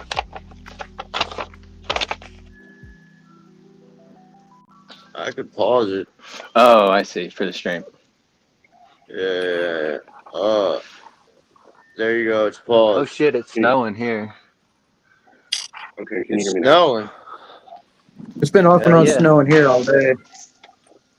How about now? Can you hear me now? Yeah, it's 90% snow till noon. You're just far away from whatever source your mic is coming from, Chronic. Oh, man. I guess I can back out and come back in. Yeah, try Oh, that. I know what it maybe. is. All right, yeah. I'm gonna go eat. You need to I'll switch be your in the phone chat. speaker over to your other Donnie, speaker. thank you for coming back up, All brother. right, later on, man. Fucking killing it, Dottie. Oh, damn. Both of them dropped. That's fun. Yeah, I almost bought one of those Grow Ace cubes. The only reason I didn't is because I didn't have RO water. Really? Why? What made you But want to I'm do glad that? I didn't.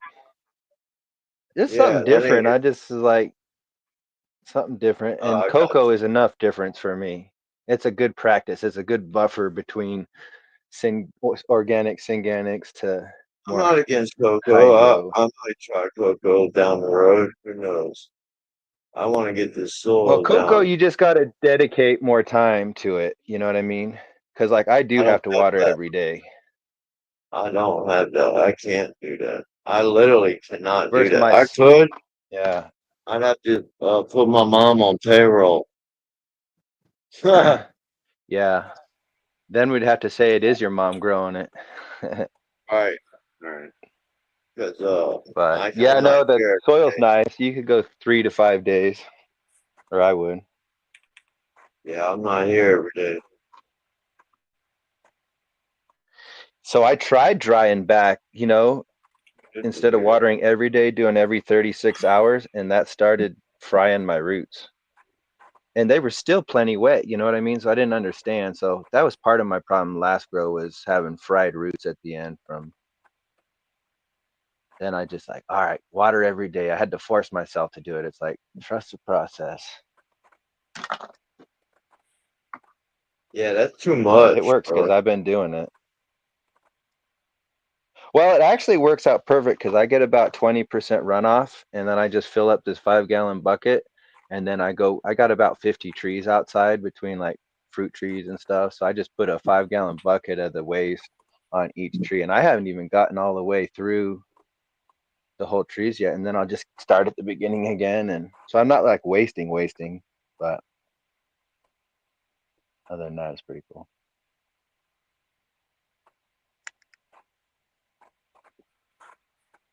All right, mic check. Plus, I want to stick around with clones.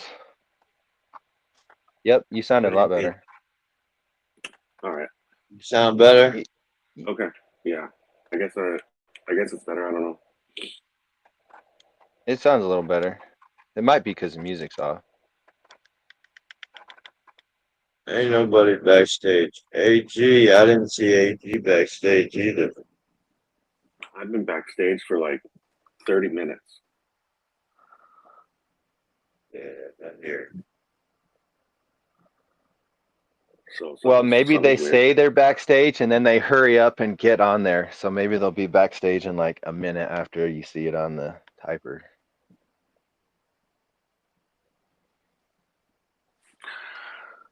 Watching, ain't nobody. Yeah, AG said she didn't come up. They said they want to see your Fruity Pebbles, AG.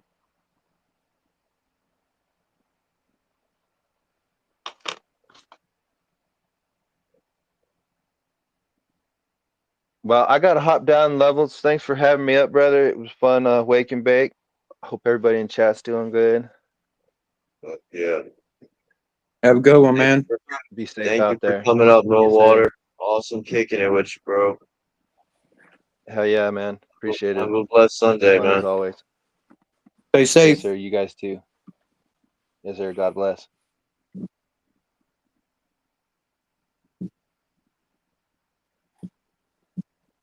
Old trim jail, man. No, trim jail. Never stops. It's like trim prison for me. Yeah. Right? It just never stops, man. No. Especially when you're doing perpetual, man. It's just nonstop all the time. Exactly. That's what I'm about to say. I wish I would have flipped the tent separate, like Right. instead of right behind each I'm other. picky, dude. I don't like using them trim bags, dude. I'm picky on my trim. Bro, I'll use a bag if it does better than a bowl trimmer. See, I hand trim everything. I'm hand trimming now, but I would. Chronic Boom. Yeah, I'm here. Can you hear me? Yeah, I can barely hear you. It might be because of my audio. I don't know. But yeah, you got the stage. Everybody in chat says they can hear you. Okay. Yeah. So what we got here is 4 from seed, photo period, feminized, green crack from I think ILGM that I got maybe 4 or 5 years ago. And they're in a 4x8 gorilla tent with 2 800-watt LED lights by Hydro.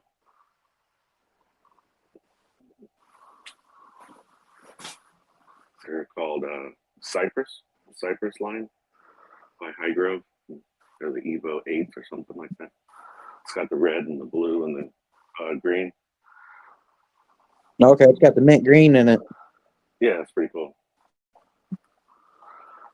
Are you noticing a difference in them? Well, this is my first indoor run. Oh, okay. Using like a tent and, you know. So you don't have anything to compare them to. Like I never, damn, someone buzzing in my ear. Hang on a second. Let me try to fix my audio.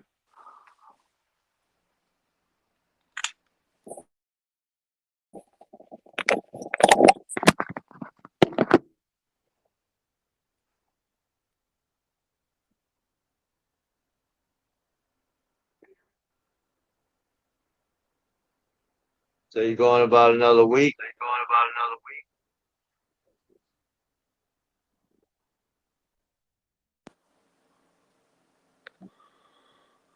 Can you hear me now? Yeah, I can hear you. Okay, my bad. I had to fix my audio. So what was I saying? Oh yeah, so this is my first time using a tent and a humidifier, fans, earth boxes, just the whole shit. Like I've done a lot of experimenting outside, but nothing ever came out. Nothing to write home about. This is How do like you like night and day. growing in the mirth boxes? This is like night and day from what I'm used to. I like it because it's super simple. Like, all you got to do is come in here and dump 2 to 2.5 gallons of water down the chute there every 2 days. At least for these big ones, I've been drinking that much every 2 days. The two on the end here, these ones go a little bit longer. I just come in here, once a day and look down there. I shine a little flashlight to see if there's any water, and then even if it's wet, I don't put any water down there. I wait until it's bone dry, basically. No. What'd you use for substrate? The substrate is the Build-A-Soil 3.0. Okay. And I could have probably put it all the way to the rim and then kind of mount it on top. Right. I left some room. Are you using their nutrients as well? Yeah. Okay. They're all their top dressing and water soluble. Even though you can just do water only from the jump on that 3.0 soil. But I wanted to, because I knew I would be, trying to grow a lot with the scrog and that. So I went ahead and, plus I wanted to kind of prepare it for the next run if I could, to kind of like build it for the next run instead of just depleting it all the way. But yeah, I know you can do water only if you want for that first run. But yeah, and I use the top dressing stuff and the water soluble nutrients, and just followed their earth box method, the Build-A-Soil earth box method, and the Build-A-Soil environmental protocol, and the Build-A-Soil feeding schedule. Basically, how many gallons is that earth box? I think it's like, because one bag doesn't fill it all the way, but almost does one bag, and I think it's like, the one bag, the bigger bag is like, is it 1.5 cubic? Man, that's not bad. Like that. They look a lot bigger than that. It's less than 10 gallons that's in there. So they might look a little bigger, on camera, but yeah, they look a lot bigger than that on camera. It's weird because they're like rectangle instead of square, but it's pretty neat having the the reservoir down there. Right. Yeah, I was thinking about. I just found a grow store that carries all their soil and all their amendments and everything. I was thinking about trying it out. Yeah, I highly recommend it, man. Only because I'm brand new to growing indoors like this, and even brand new to using special soil and using a special method like the organic method or whatever, and using. Well, it just cuts down on your overhead too, because you're not constantly buying soil. I don't know. We'll see what it's like if I can get. I've heard maybe 2 or 3 or more runs out of what's in there if I just keep the soil alive and keep building it as a. Yeah, I don't see why you couldn't get more than that out of it if you keep it alive and keep adding nutrients to it. Yeah, we'll see. I mean, they're not, it's not like a big 4x4 bed of soil where you can really get some life out, longevity out of it. But I've heard. Yeah, I guess you'd have to worry about the roots breaking down over time. Yeah, and I do have. I don't know if we can see any today, but I do have some worms in there. Okay. Yeah. Feels a little dry, probably because I've been pumping a lot of air in here lately. Some homegrown worm castings. Yeah, there's a lot of castings in there, and there's a lot of some really good, beneficials. But yeah, I'm on day 57 of flower, and this one here I think we'll be done on the recommended whatever 63. That's next Saturday. We'll see. I'll just keep an eye on it. I've been checking the trichomes, scoping it, looking for as soon as I can see the slightest bit of amber on the actual calyxes and of the bud itself, not just the leaves or the water leaves or the sugar leaves, and that's when I'll probably make the decision. But I'm ready, man. It's been a long time coming. Starting to get this nice little fade here where it's like, see that? I don't know if you guys can see it on this camera, but it's like a purple fade. Yeah, it fades from like yellow into a purple. Yeah, can you see it? Yeah. Okay, yeah. So that's new. Fading. Yeah, it looks pretty.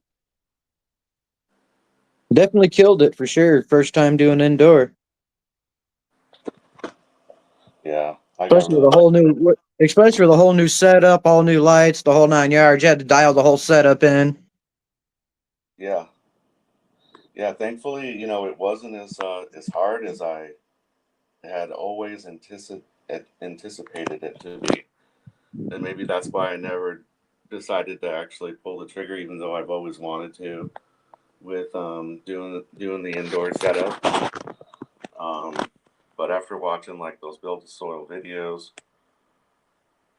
for all these years, I decided, yeah, I was gonna go ahead and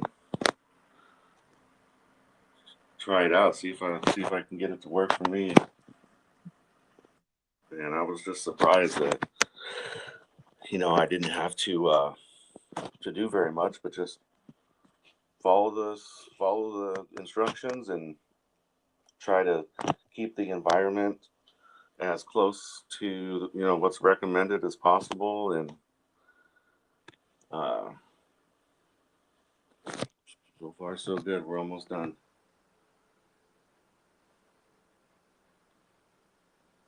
Yeah, definitely looked good.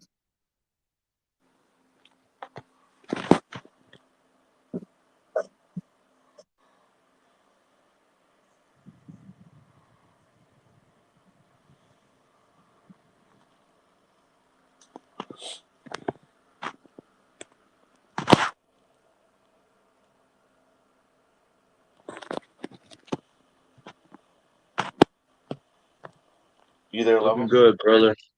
Oh, How long you been doing outdoor? I mean, I was like, here and there just for fun, throughout my adulthood. So you got quite a bit of experience growing then. Just your first time indoor. Yeah, Right. yeah, just my first time indoor. But I never it's not like what you see on YouTube, the outdoor stuff. It's always been just, I never knew anything about like pot size or I knew nothing about VPD, temperature. I didn't think any of that mattered. I just thought you put dirt into a pot, or you put the plant into the ground, and if you give it water, it'll grow. Like I never knew that you had to. Yeah, and I'm in the desert, so you can imagine how awful it looked. And came out in the end. I didn't know anything about drying. I didn't know anything about curing. I just knew it was a weed, and if you grew it, it might start budding, and if it does, you might get some bud at the end, but it was nothing like Definitely got to know something about drying and curing where you're at. That should have dried in a matter of a couple of days. Tastes like grass. Yeah, and it smelled like hay. Yep. It was awful. So the first thing I did when I decided to go ahead and run an indoor, the very first thing I did before I bought the lights or the tent or the boxes or anything was I bought a canitrol. Oh, okay. Because I knew that I wasn't going to spend all this money and take all this time to do everything like they do on YouTube if at the end of the 6 months or whatever it is, it feels like, I couldn't actually dry and cure the final product. Right. Best, the most out of it. Because it's all for nothing if you can't dry and cure it right in mine. True story. Make it or break it all on the make and break it all on the dry and cure. Yeah. So that was the first thing I did. Oh, here he is. Oh, fuck. Did somebody say giveaway 3 times too fast? Damn it. I might have misheard, but I think I heard it.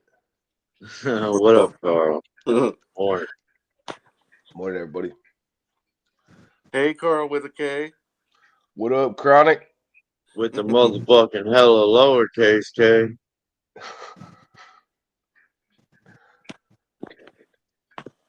How's everybody today? What up, Vibe Lounge?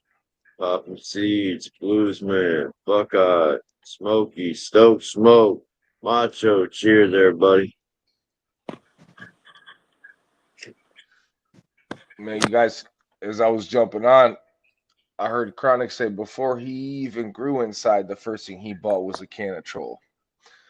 One thing about that Canatrol is it's different from everything else, is it controls the temperature. Temperature is crucial when you're drying your weed, and even Chronic do that. So anything going into the 70s is killing your weed. Macho's out there like, fuck you, Carl. Yeah, and it's going to be like 88 degrees here next week. Outside. I don't think so. You said it's going to be 88 over where you're at next what? Next I week? don't think so. I looked it up. If I'm going to be in the fucking 50s next week. I looked it up, dog. It said you're going to be. It said 88 would be the high one day next week. Most of the days in the high 70s. Outside? Yeah. Outside, he says. You see my Wesson wing? You think turning the heat in your house up to motherfucking 88? Hey, LeVeLz, you see my Wesson wing? It's right there. It's nice. It's a nice. It's a couple. It's nothing You right see there. that though. on the It's right pre-rolls you get from Dispos too, though. This is a pre-roll from No, the Dispo. I'm joking. This is a pre-roll from the Dispo.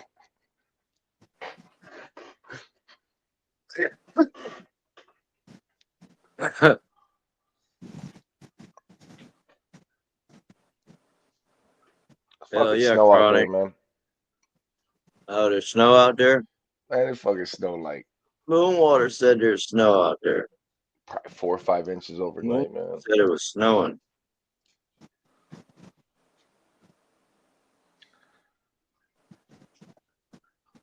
Stoke smoke, you already know, man. That temperature is crucial. You can burn the terps away. And I'm sure you guys get some good weed out of that herbs killer thing.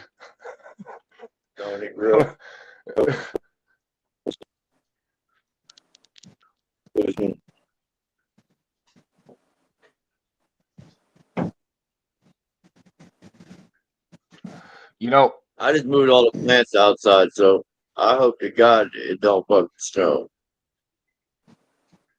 Oh, dude, we got a big ass Arctic blast coming through next week, man.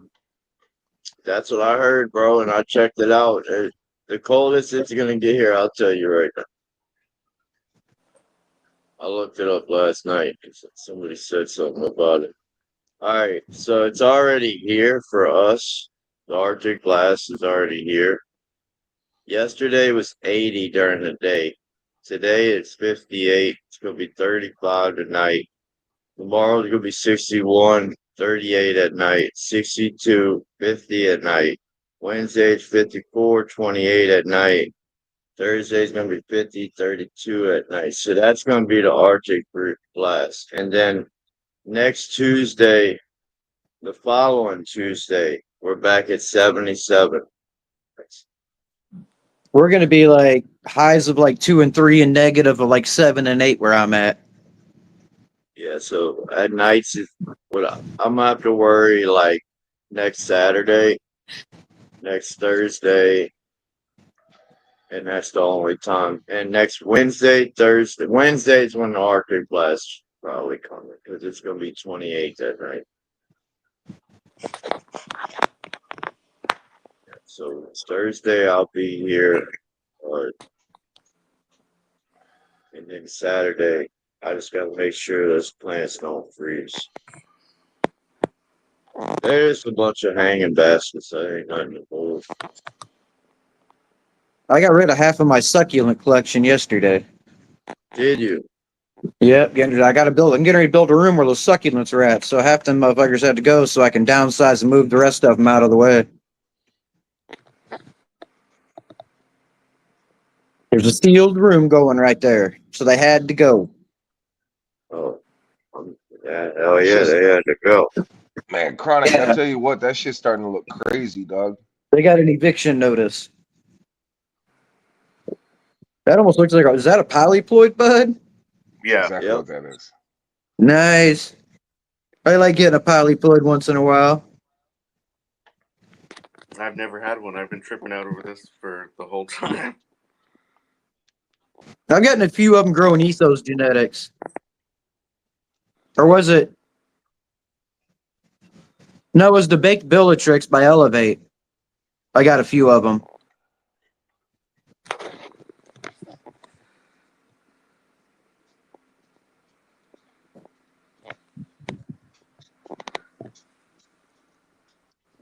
What is that? Yeah.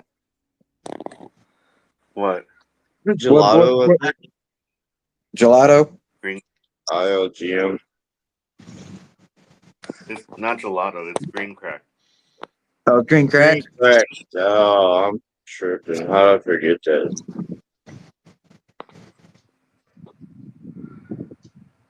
Yeah, from seed, feminized. Nice work, man. Looks fire. Yeah, it's like medical crack. You know, I tell you guys, we've been questioning Chronic's first grow. You know what I mean? I think he's secretly been like getting ready to like show everybody. I think he's been doing this for 2 years, is my guess. And he just came out here to show everybody and say this is his first inside the grow. He waited till he was badass to come on here and be like, "Check me out, first grow, baby." He waited till he knew how knew how to run it and shit. And he's like, "Yeah, guys, this is my first grow, and I'm Later, helping out Chad. you Have a good day, guys." brother.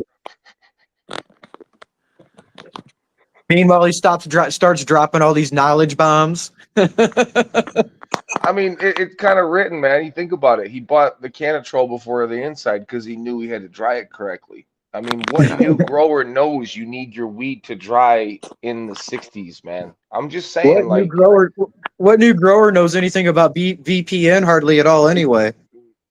Well, VPN and VPD, same sort of thing, I learned guess. about the VPD thing, and really the majority of what I've learned as far as what it takes to grow indoor is since that Build He a did Soil say it channel right. on the internet, Build a Soil channel. So all these years I've soaked up all that knowledge, but just never actually.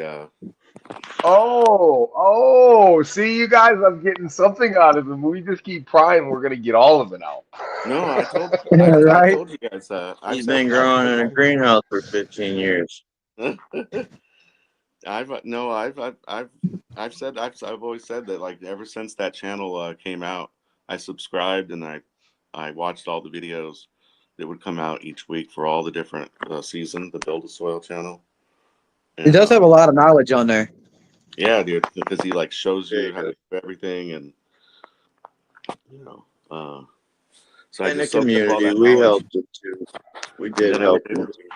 I didn't even know that you guys were out here. Like, it wasn't until I got everything, and then one night found LeVeLz going live on YouTube that I found LeVeLz, and then found everybody, and I've learned even more since then about a lot of other ways to grow, not just the Build a Soil way or organically or whatever. I've learned a lot about all the other different ways to grow. Watch next grow be some kind of hydroponic system or something. Like, yeah, guys, this is my first grow with this also, and it's gonna be fucking even crazier. Like, no, bro. It's 2 times in a row here, bud. Calm down with all that. Though I mean, plants seem kind of small compared to what you guys be growing on the internet. You know, they seem kind of small, and I don't know. The buds seem kind of small. Maybe I just need better genetics. I don't think it's perfect. I think I got a lot more practice. In order to perfect it, I need to like you were saying, try some new things. Maybe not the hydroponic way. It's going to be hard for me to really. Yeah, it's going to be hard for me to get away from the earth boxes, to tell you the truth, just because it's so easy to just dump water down there and that's all you got to do. Like once a week, do the top dressing, of course. That's no problem. I mean, if you can dedicate 20 minutes a day to spending time in your garden, you can do this as a new grower. I mean, Chronic, I only spend 20 minutes or so in my garden a day, so I agree.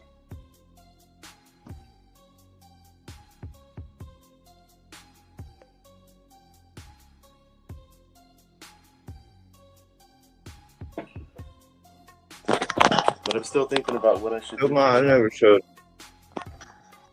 Bro, did you see what I did last? Oh yeah, you did. I did see that. So right now they're going to stop growing and try to go to forming leaves because you ripped them all off.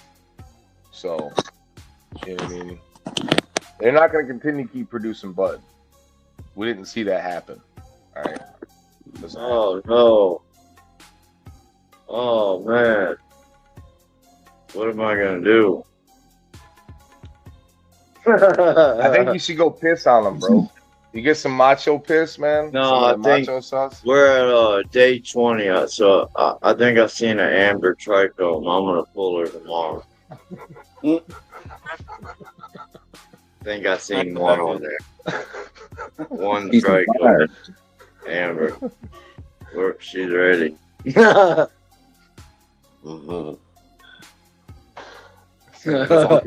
I'm out.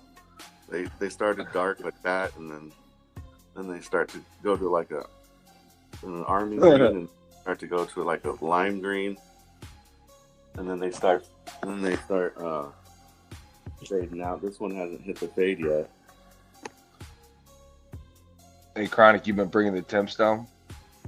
Yeah, trying. I can only do so much during the day, it's warming up here. But you get them down when they're sleeping too. I just have them on right now. I actually have to shut them off. It's time.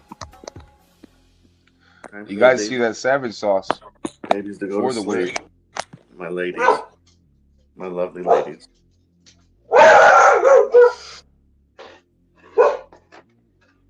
So Fido is pissed. Say goodnight to the ladies, LeVeLz, and appreciate you letting me show my grow over all these months, and for taking me under your wing and inviting me into the Discord, which has just been popping, damn near 24/7. Let's go. It'd be lit. Shout out to all the growers and the gromies and the homies and the ladies.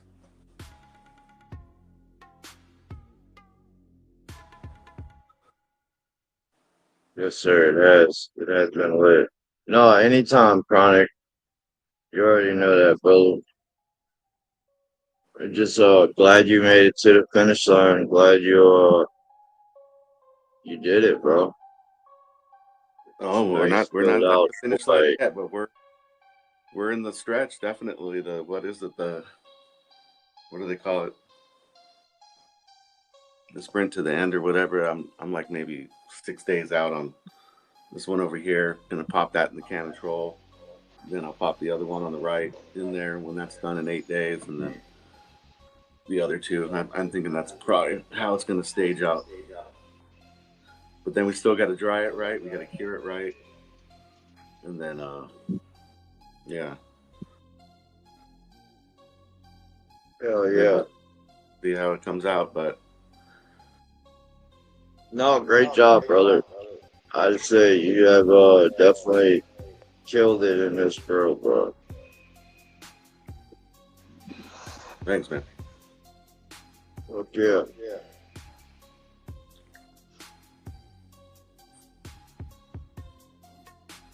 What's up, Piss Play? Cheers, brother. What's up, guys? Chronic, killing it. Thanks, man. What's up? What up, Pitts? What's up, girl? Fuck yeah, Chronic. Yeah. Uh-oh. There we go. Thank you for sharing, Chronic. You're welcome to kick it, bro. I'm gonna turn these lights off. They gotta go to sleep for 13 hours. Oh yeah. City say I gotta turn these lights off. They're gonna go to sleep in 13 hours. For 13 hours. No, 4:13. Oh, 4:13. All right. I was like, whoa. All right, brother. Hell yeah. There's an echo. Coleman said there's an echo. Goofy. I'm pretty sure it's Pitts.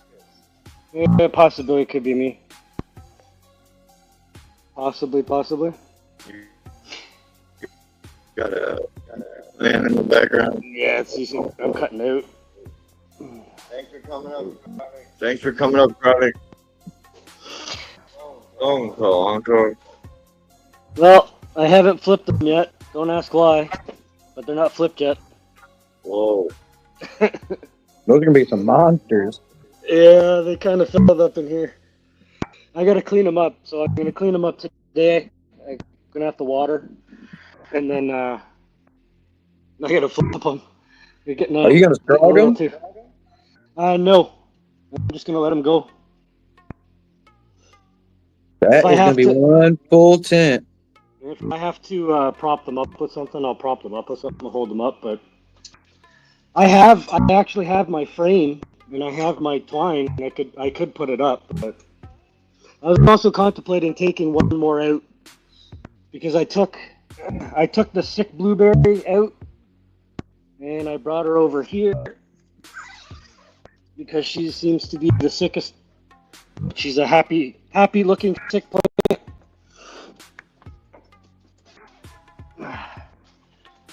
So she's growing, but I see the yellow one on her, but she does look like she's definitely a happy sick plant. yeah, she's happy. She's sick, but she's happy. Go figure. I can't seem to correct it at all. She doesn't want to let go of it. So The other ones look fucking great though. well, that's the thing. See, this one came out of the 4x4, and she had the issues. I've got the pH going 6.2 in, 6.2 out, but I'm still picking it up. But the thing is, it's only the top leaves. Anything down below this is all nice and green. So it's only affecting the top.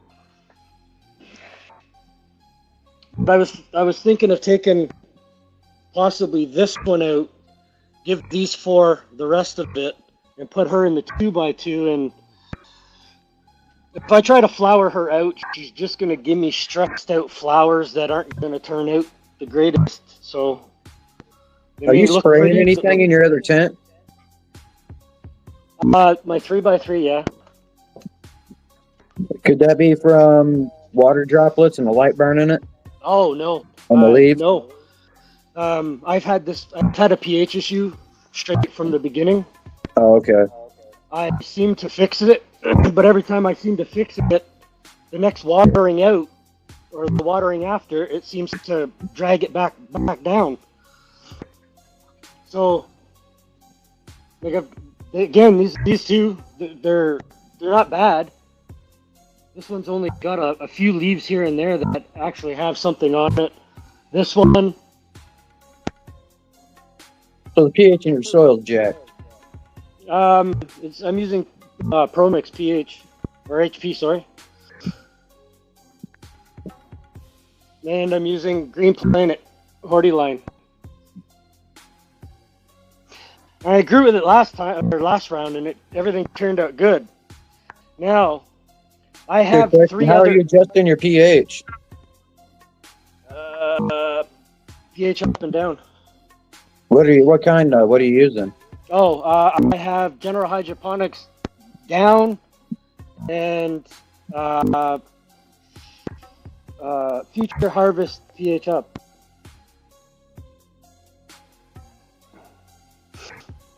Have you flushed the shit out of your soil? Yep. As soon as I started having the problem, and I couldn't get to an area to where I could fix it properly, I basically flushed everything out. It's just weird. It keeps dragging it back down like that. Yeah, it is. I can't figure it out. I've never had one that can, I've never had a pH issue that has run so long. Yeah, the only thing I would think of would be the pH of the soil would be super, super hot. Would be the thing to be keeping dragging it back down. I don't know how to. I wouldn't know how to. I got to get in there and water these guys too.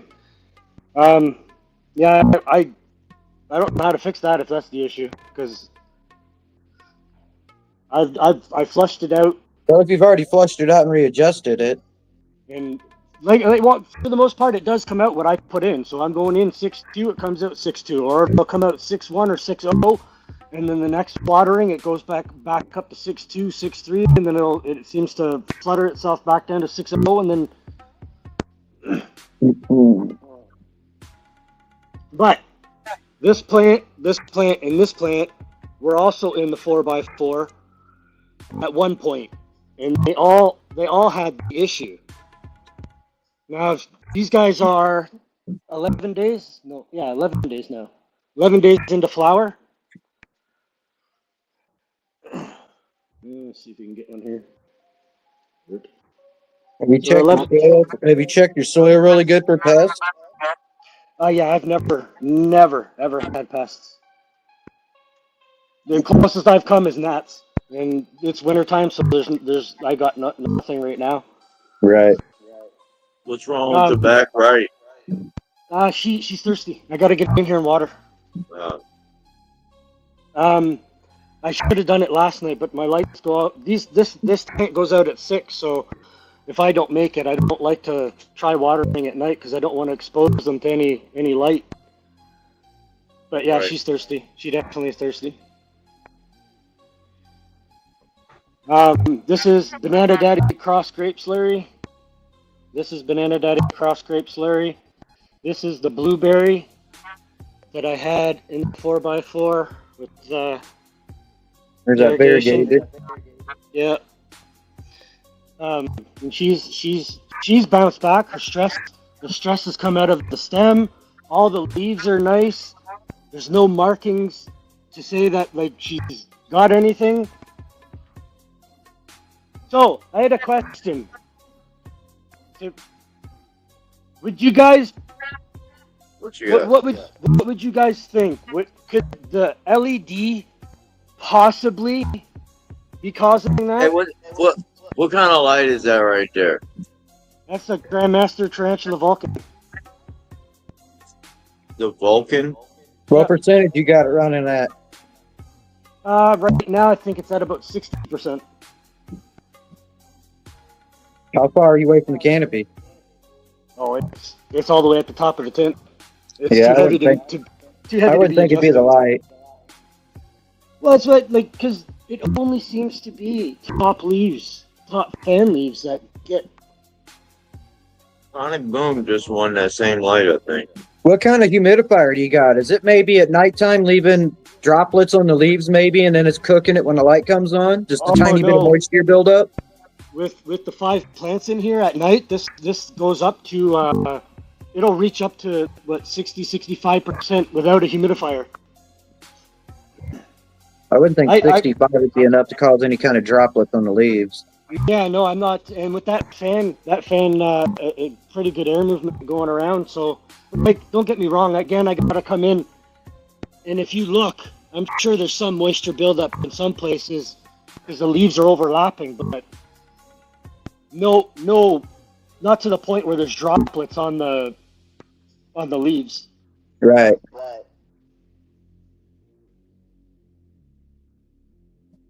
Yeah, I don't know.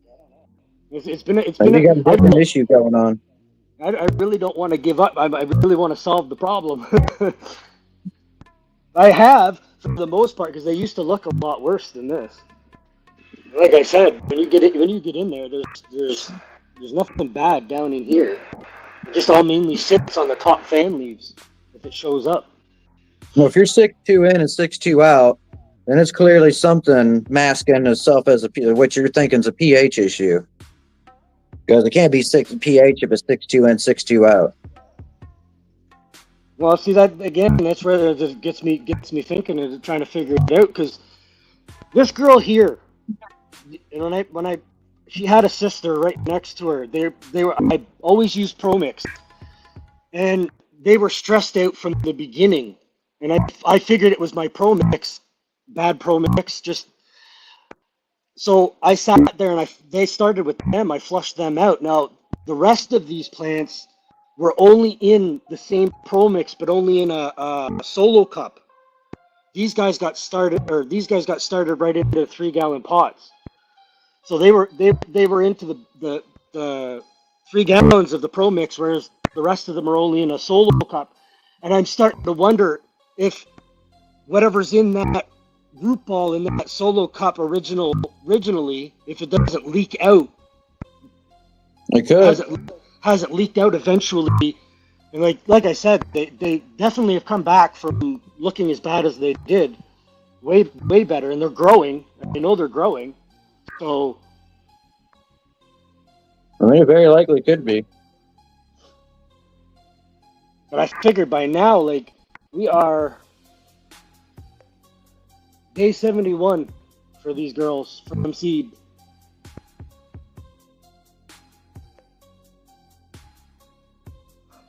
I really want to make sure that I can, like, fix it before I flip them, because I really want to take clones, and I don't want to take clones if there's issues. Right, because then you're going to have clones with issues. This one here is my favorite plant, and I really want clones of it. Yeah, so I don't want to drag them on. It's just weird, it's only the very tops. Yeah, it's only the tops. So, like, this is the blueberry. So, top fan leaves, and you get down in there, it's just green. There's no other visible signs of anything, just always just on the tops. Hey, this is the closest one, but it's near the top. Same with her. She's all green all the way down. This one's a bush. She's straight up bush. Yeah, it is. So it's they were just healthy, huh? It's just more confusing. It's just they looks like I got them on track and on par, but all this stuff started showing up again.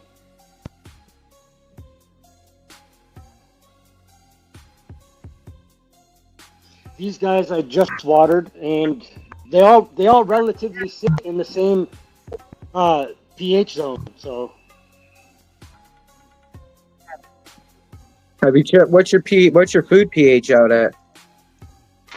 Well, I get runoff every time, so that's why 6.2 in, 6.2 out. All right, have you mixed your food and let it sit for a few hours and then checked it, see if the pH is maybe dropping real low on it? Yeah, I've done that too. It doesn't shift. It will shift if I leave it. Yeah, if I leave it for a day in the bucket, then it'll shift. It'll go up. But you're having a problem going down. Yeah, it pulls right? it down. Yeah, it pulls it down. What's your temperature and humidity in the room? Temperature sits around 70, 75 to 77. humidity anywhere from right now. There's a lot of humidity in this room right now, but right now it's sitting at 56. I have it set to 60. Okay. And then this one sits the highest. This one here, I'm a little worried about because at night this tent gets up anywhere to 82% humidity. Oh yeah, that's scary. And we're in that flower, could be the problem. So I have to try to find a way to, I don't know, vent it out somehow. Pull negative pressure on it with a fan. Try that first, and then you're gonna have to. Oh, you're gonna have to throw a dehumidifier in there, brother. That's scary humidity. The only one I've got is that one right there, and it's only a small one. When my plants are sleeping, they're in the 55 range.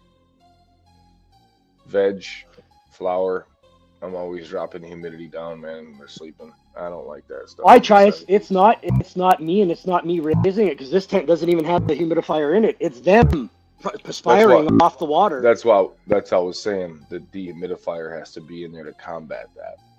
Because I deal with the same thing, brother. I'm gonna take that one out and put it in here, and hopefully it'll help. Yeah, you need one in there. That's scary humidity, man. That's blood rot / PM problems there, brother. Oh yeah, and especially with her back there. Are you changing air out of there? Once the door's zipped up, it's got negative energy, so it just pulls in whatever's in this room, like in the room itself. And right now, maybe you should put a fan feeding air in so you can suck more air out. If you don't want to put a humidifier in there, you know what I'm saying? It'll bring humidity down a little bit. Main part is it's winter too, so I open the window to let cool air in to cool down the room to keep the temperatures at a certain level, and then the humidity comes with it. And you see the window. All that's ice buildup on the screen from the humidity going out the window.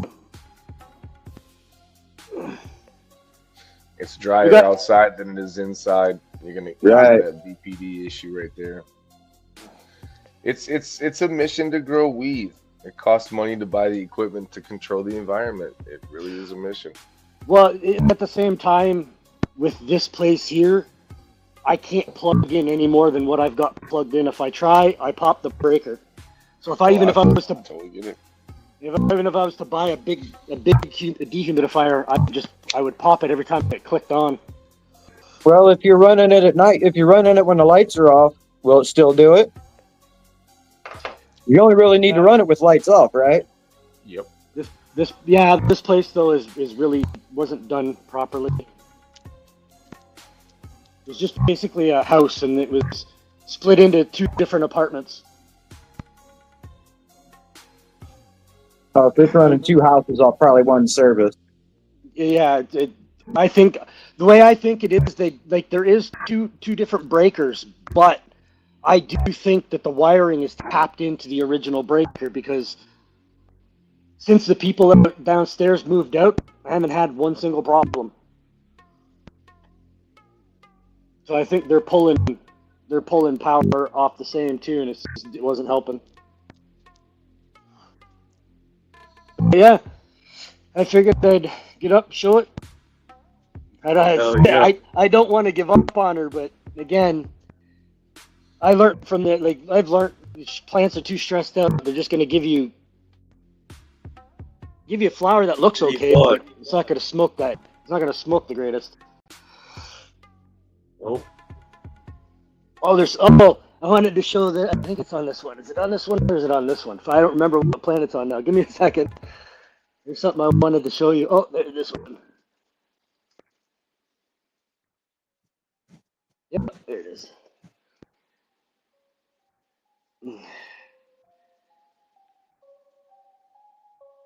She decided to have a node come out of the stem of the leaf. That's sweet. I've had buds right there at the end of the stem where the leaves start coming off the leaf right there, off the stem. I've had them grow buds right there before. The only thing I was hoping to get her to come back around because it's Cafe Racer from Blimburn. But all the time and energy I'm putting into her, she's not bouncing back. Good enough anyway. I got these ones. And these guys are looking good, so. Take a clone I really off it. Sometimes when you take a clone off them, the clone's less finicky. Take a clone off it, put a few weeks into the clone, see if you can fix the clone. If not, then nix it. You know what I mean? Yeah, I could do that too. But I kind of need to because this would be my clone tent, so. And I want to get clones out of there. I think you'll take it back. Yeah, I just take a clone off it and see if maybe you can get a clone and fix it, and maybe the clone's gonna be less finicky. Sometimes that happens. Well, for the most part, she is a happy-looking plant. Other than all this,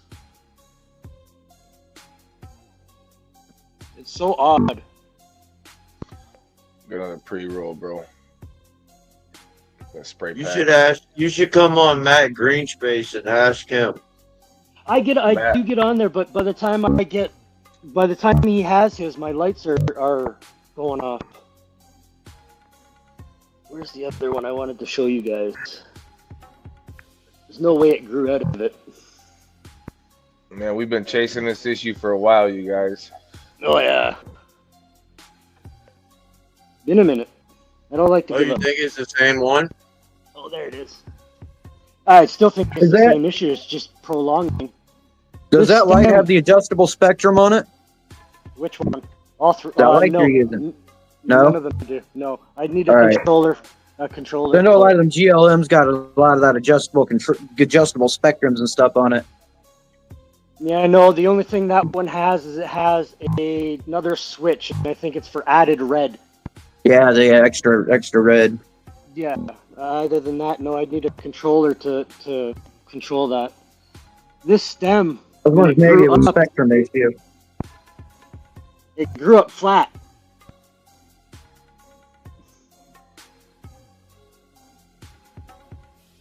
I've never seen that where they grow it almost looks like celery. It's so flat. It's not even round. It's just flat. Oh, it smells good though. Stem smells good. Yeah, I gotta get to water. She's really thirsty back there, and these guys are gonna start getting thirsty too. I wanted to show you all. If anybody in the chat, anybody wants, I have these guys running on. I have these guys running on YouTube, on my YouTube channel, so you can see from beginning all the way through. I just posted a few more videos. I'm trying to catch this run. I want to catch it to go from seed to press, so you guys are going to get to see from beginning to right to the end. Well, yeah. That's what I got, guys. Yeah, keep us posted, brother. For sure. Thanks for having me up. I'll be in the chat. Oh, yeah, brother. Have a good day, bro. Man.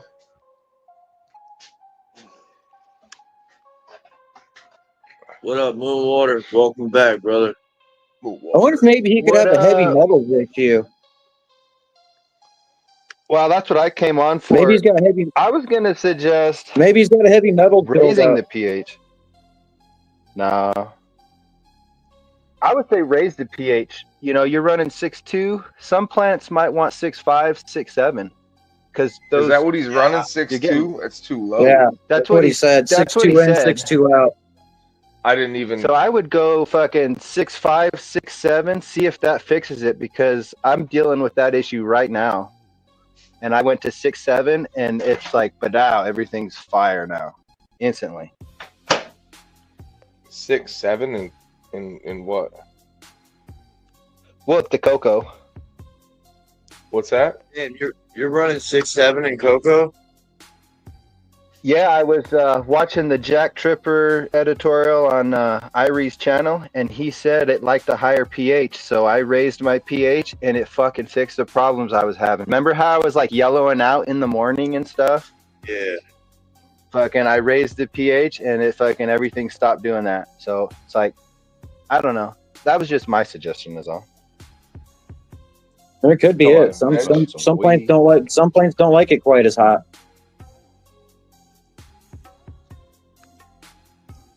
I actually switched to 6.5, 6.6 range, and I'm in Fox Farm.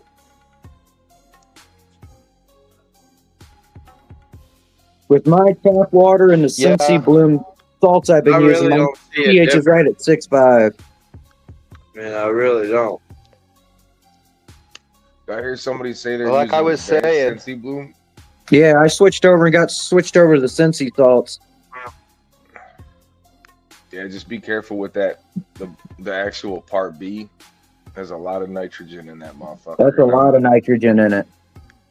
Bro, what I've done is I've actually, when I go into flour with it, I cut it down to 1 gram a gallon. And that's all I'm giving right now, even in veg, is a gram of that, and I'm giving 2 grams of the other. You need in veg, you need it. I use 3 grams, 3.2 grams a gallon in veg. In flour, I drop it right off because I was getting significant stretch. I dealt with it with Thse. That was also had a lot of nitrogen, but this has even more nitrogen. So what I've also done is I've cut it off by like day 25, day 28, and just went with CalMag. Instead of using that 1706, I'm doing a 400 and just balancing it off with some terpinator and stuff to get that last number. But that shit's chunkier than I've ever had shit. At today's day 49, I still got 2 weeks to go, and they're chunky as fuck. I'm gonna pull the 20-pack out this room, no doubt. Nice. It's been too much nitrogen for the past year, for sure. I'm usually doing about a 4 or 5 week veg, and I'm usually pulling with that Blue Planet. I was pulling about 1 pound of plant, 3/4 of a pound of plant, off of a 4 or 5 week veg. Oh yeah. But I've been running it for like 5 years, like I said, and I'm just burnt out on it. It's time to fucking try something new. So I switched over to that. I heard you say something about that Cincy salt, so I was like, hey, I'll give it a shot. Add some Power SI. I knew that's where you got it from. I add knew some it. Power SI with this some silica. I knew it. I said he heard Carl's preaching this shit. But I went all out. I bought the whole line. I bought everything. Only thing I got to get's the Voodoo juice. I didn't buy it. I didn't Tyler use none got of their the same liquids except the CalMag now. I do use their CalMag now. Ooh. Honestly, you're gonna have some insane bud, bro. If you're adding all them additives and shit, I haven't added all that crazy extra shit because it's technically that's for the liquid lineup, but it's minerals, man. It's gonna kick out what it don't want. I mean, you can get a buildup in there. You running cocoa? No, I'm running Fox Farm. Ooh, be careful, be careful, be careful. Be careful. Well, actually, this round that I'm using the salts this on is going to be a 50-50 mix of Fox Farm, Ocean Forest, and Coco Loco. Just be careful with that, bro. I did a 60-40 though. You'll lock them up real quick because using the Cincy salts, bro, you can lock them up real quick with cocoa. They don't like a high EC with that shit, bro. In veg, they don't mind it, but I can honestly tell you, I get better results off the advanced with a lower EC, and I'm feeding twice a day in cocoa. Okay.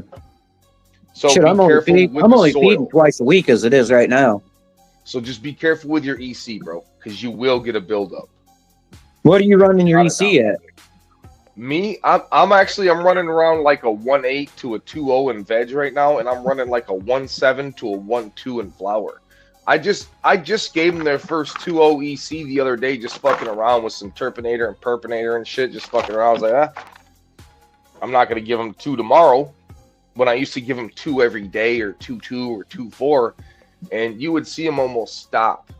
You know what I mean? You would open the door and be like, man, I'm not seeing significant growth. You know what I mean? Then I would look in there and I would get more bleaching on the top of the buds because they're not uptaken. That's really what's happening at that point. The light's so intense and they're not drawn enough up to that point because they're locked up with too much salts in the bottom. So hence this time around, less salts, I got significant less bleaching in there because they're not pissed off. Realistically, that's what I was doing, was pissing them off with all that nitrogen, bro. Right. Today's day Yeah. 49. It's crazy in there. How long have you been using the salts? I've been using salts for about 5 years. I used Athena for about 3.5 years or so, and then went over to the advanced because it's just better derived minerals. The terp profile's thicker. How long have you been using the advanced? About a year and like 3 months or something like that. Something like that. Maybe a year and like 4 months, something like that. So you still like it that much then? I'll never go back to Athena. Well, I've heard Athena puts off flat terps anyway. I've heard that from a lot of people. And I told everybody this for years when I used it. You have to help it. And nobody can't go back and say I didn't say that, because I've showed that room for 5 years. A few hundreds and hundreds of pounds I've showed out that room. And Athena, I'm like, hey, you need to help it with sugar, bacteria, terpinator. Well, even with what I'm using now, it's crazier with the advanced salts. You can look at the derived minerals and tell there's more sulfates in that bloom than there is in that Athena. It's better terp profile. Not saying a person can't grow the weed better. It's the minerals that aren't in there. I got 4 white widows that are about to go into flower, so we're about to be finding out. You'll notice in veg, just pluck a leaf off that fucker in veg, just with the Sensi salts, you'd be like, sticky, the watery shit's sticky coming off of it. Oh, it is. It absolutely is. Off those white widows already. It's straight funky already, just plucking leaves off of it. And that's just the salts. And it blew me the fuck away. Blew me away. Well, you can taste that liquid, and if you have an alkali on your tongue, you got low bricks. If it's a sweet and neutral, you got a higher bricks. So that'll tell you if your plant's uptaking nutrients good and stuff. I didn't know that. I didn't either. Yeah. That's what I do. Like, now you got me wanting to go taste the motherfucking leaf. So, say it again. You just break that petty. You just break that petiole leaf like you're defoliant, and you'll get that little drop of liquid. Put that on your tongue, and you'll know right away. Because if it's alkali, it'll like dry your tongue out and shit. And then if it's sweet, it'll be like, ooh, that's nice, kind of berry or something. That's got a high brick, so your plant's happier. Uptaking more nutrients, more minerals, dissolved minerals. Because just because it's in the plant, don't mean the plant, or in the soil, don't mean the plant can take it up. So like those aminos and having it in there helps a lot too, to put those. So that's the other thing with the bricks meter. When I run my outdoor, you can hardly tell where the line is because it's so blended. But my indoor, it's a flat line. And what Harley said about that was that where you can't tell, those are dissolved minerals. So like my outdoor can get way more dissolved minerals than my indoor at that time. Now I'm working on that, but yeah, if you got that meter and you just got that straight line, you're not getting those minerals that we're talking about up into there, in a sense. At that point, you're just wasting them. Well, not really. It's not there. Is that, Carl? What's that? How many light setup is that? Well, there's 13 lights, but the TSL 2000s don't take up a lot. Those ones right there, the metal ones. Right. So it's like 6,700 watts for 13 lights. And how many plants? 8. 8 plant. How long do you veg those? These are total veg 50 days. Once they're rooted out, it's 50 days after that, fully vegged in here. Monty. There's at least 2.5 pounds on this motherfucker, probably close to 3 on this plant right here. Because obviously what we're looking at, there's 2 weeks to go on this bitch, bro. It's day 49. I still got like 2 weeks. So smokability, what have you noticed by dropping your nitrogen like you're doing? Or is this your first time doing that? I mean, it's always smoked really good. That's the one thing that I can't take away from the advanced salts. That shit's always smoked great. But the one thing I can honestly say is I noticed the bud size is increased. You can even see, like, there's less stem in here. There's all bud. You know what I mean? not all up in the lights So is you're bad. getting it. You're still getting that fade and using up all the nitrogen, though. You know, towards the end, yeah. like you're supposed to. Oh, without a doubt. Yeah, yeah. I've actually probably cut off too much playing with it because I noticed just significant gains from less nitrogen. Obviously, in flower. How long do you flush? How long do you flush if you do? Oh, bro, today's the last day I really like significant feed. I'm very low EC all the way out. I flush basically with water and signal.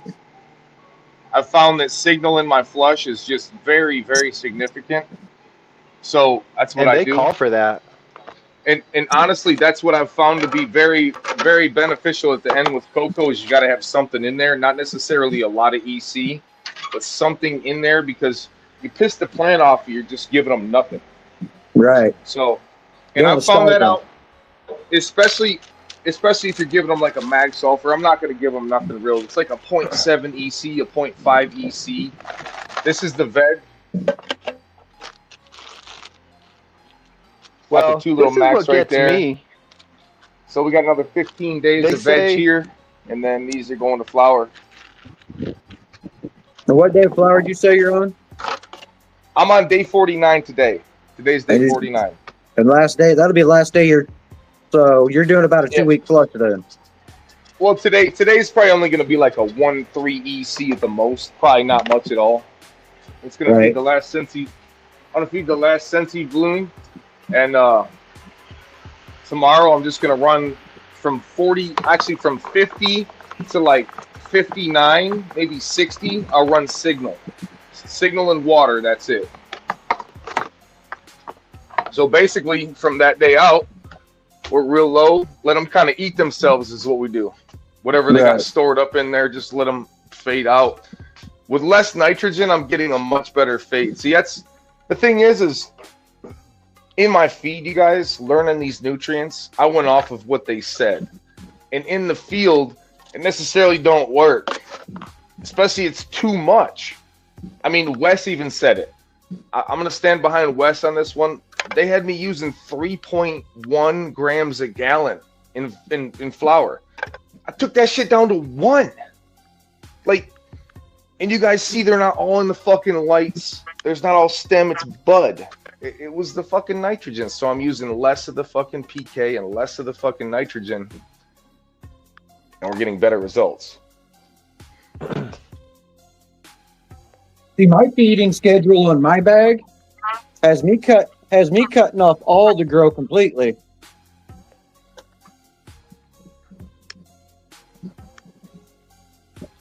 Cutting off all grow completely, and then going to the 3-1 and a 3-1 of both the blooms. Man, I'll tell you one thing, guys. Playing with this plant is fun. When you see what she really can do, that the first time I weighed a plant up that weighed 3 pounds, I was beside myself.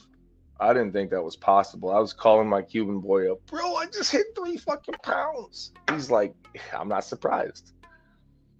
and everything that I do, I tell you guys, I would feel like a douchebag sitting here trying to have you guys pay me for that. That's why you heard me say on Level Show Thursday, man, there's no way I can charge you guys, you know, to show you what I'm learning down there. Because I'm still learning, obviously. Cash App, Patreon, call at the fire Patreon. Dude, I've been doing this shit 23 years. A month. I've been doing this shit 23 years and I'm still learning shit. It's evolving, man. There's a difference. But I'm from back in the stealing street light fucking ballast days and shit. Man, that's who taught me first how to grow. Was one of my OG. Fucking street light. Yeah, I grew up on a magnetic ballast. Yep, you had to worry about going to a grow shop because they were fucking undercovers were waiting to follow your ass where you were going when you left that motherfucker type shit. Fuck that. We just had Home Depot, and you was using code words. You told me about that before, man. We talked about that. Home Depot runs. Yeah, I went to a Home Depot and I was buying all the stuff, and I had just moved back to Nevada, and I asked this old timer at Home Depot. I was like, "So, what time does your guys' corn start flowering around here?" You know, thinking it might have some correlation in strains and stuff.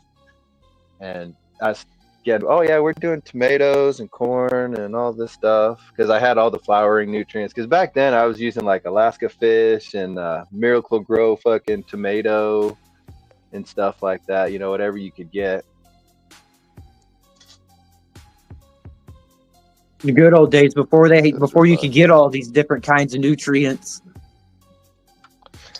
Oh, dude, I'm running the Flora Pro right now, and the plants respond so well to it. Because I was using the Jacks before that, and it works good, but this new technology is awesome. Control every aspect of this plant. That's what it's about. Well, and that's the other thing is that fucking controller, that VivoSun controller. It's not perfect, but it's so much better than what I used to do.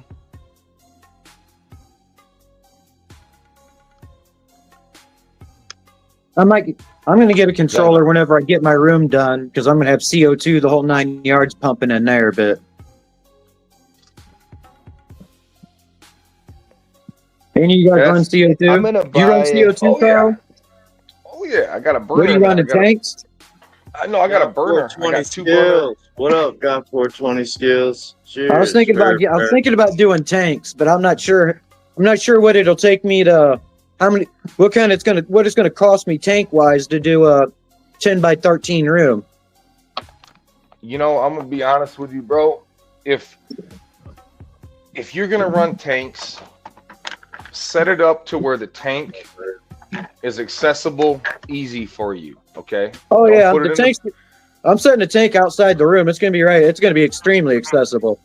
So I have to tell you this, man. When you're running a tank, you almost want to have 2, and I don't want to discourage you from running a tank, but when you're running CO2 and then you see the benefits, bro, you're gonna use a lot of it, and you're gonna always want a tank on the side because you're gonna run out. You're gonna be busy with life. I figure I'm gonna have keep in 2 mind anyway, these two just things. in case. And then here's the thing. Going in, switching the tanks out are a mission, bro. So that's why I say put it somewhere to where you could just run up with a dolly and then toss it in your ride instead of you're going up and down fucking stairs. Just a little heads up. I got a local place. I got a place that's actually local that does welding gas that I can get tanks filled at, which is kind of nice. Fuck yeah. Yeah, that's cool. How much heat do those burners produce to get your CO2 level? I have the smallest one you can put in there, and it does get warm. I'm not gonna say it don't, but I've got that fucking 5-ton in there, so that's where I was like, if I had my choice, I would always choose tanks, but put them literally to where I'd pipe that motherfucker to where it's like I could just walk up and just roll it over to the vehicle and toss it in the vehicle. Fuck taking that bitch in the house. I've seriously thought about doing that. I've seriously thought about just running a big hose right into my house from outside. Yeah, those hoses Businesses are put cheap. their CO2 outside. What makes you can't? Fuck that shit. It's a big ass tank that gets fucking heavy. I'm not trying to deal with that shit. My only thing is in the wintertime. In the wintertime, how much is it going to bring my temperature down? Because it gets pretty cold in the winter. That's what I got to worry about. You got a good idea with that. The gas probably would be cold out there outside. It wouldn't help with it because Right, you'd be spraying ice cold CO2 right on top of your plants. Yeah, but if you had a long hose, it would get to air temperature probably within 10 feet, 20 feet of line. Probably. Wrap the hose around a heat duct because it's coming in. Well, you know, I'm not saying anything weird, but you could make a burner, you know, get yourself a little fucking pilot light, weld yourself a little box around it for a wintertime one for heat, you know. Hook it Shit, up you to can a go get your propane camping tank. stove. You can go get your camping stove, That's what I convert it to got. natural gas. Well, here's the thing, you guys. There's something. I'll tell you why I would never recommend this, because there's something in that little motherfucker that's got a command sensor that it senses if gas isn't on, and it senses when it tells it to turn on and off.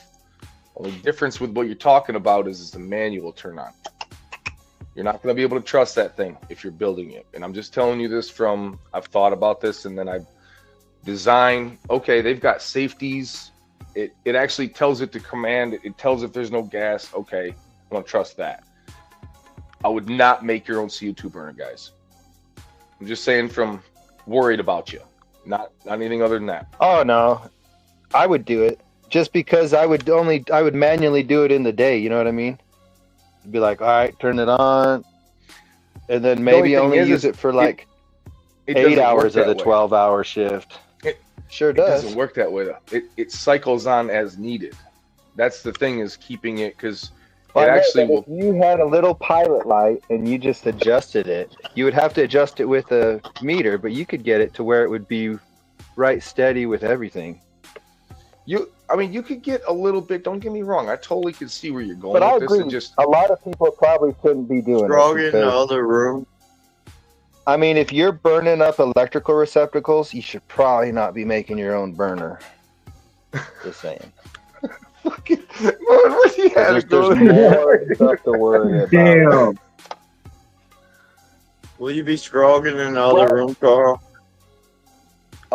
That's the bedroom, Coleman. That's the room that feeds the flower room, bro.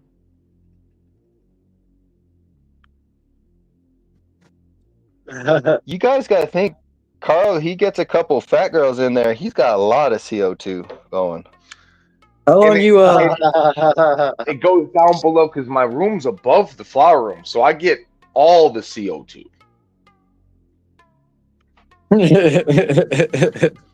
The days them girls are over, that thing don't even kick on. It senses all of it.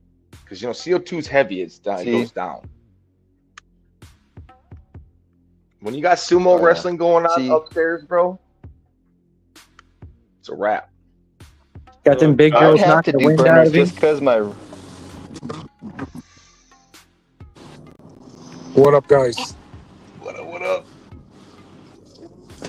Hey, so I remember I had one of those little heaters where you have like a little propane thing in it.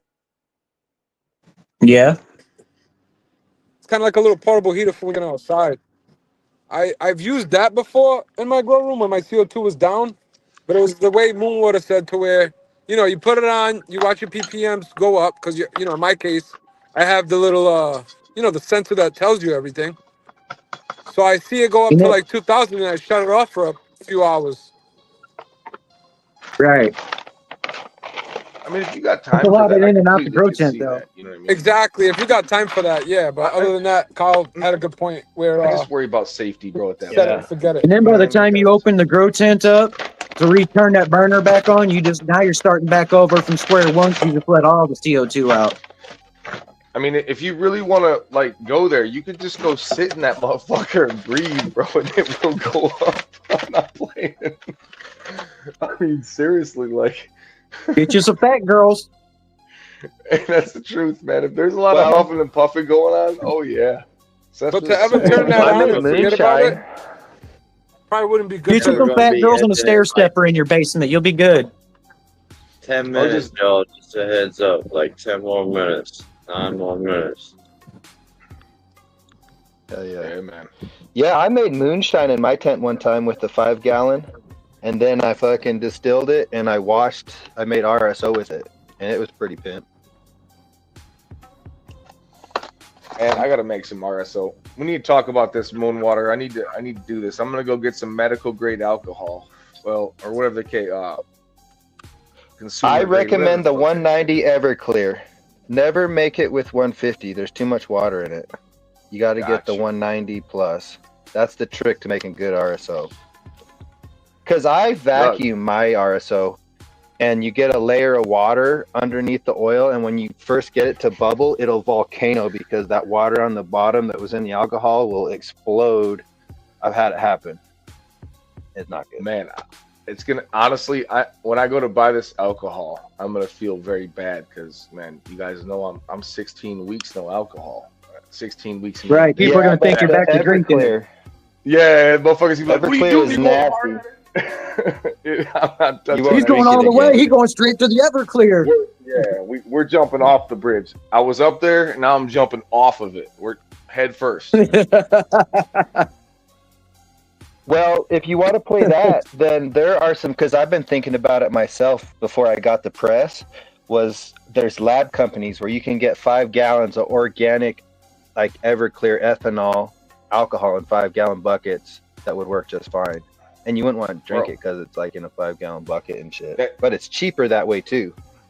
That's what I need to do because I've got 70 pounds of trim that I need to cook up. I need to make some RSO. Okay, so now if you're going to do that, then you're going to Man, also bro, I want to thought get I one had a of lot those of trim. distillers, like get one of those distillers like 70 pounds of Germinator shrimp. has. That was probably at least 60.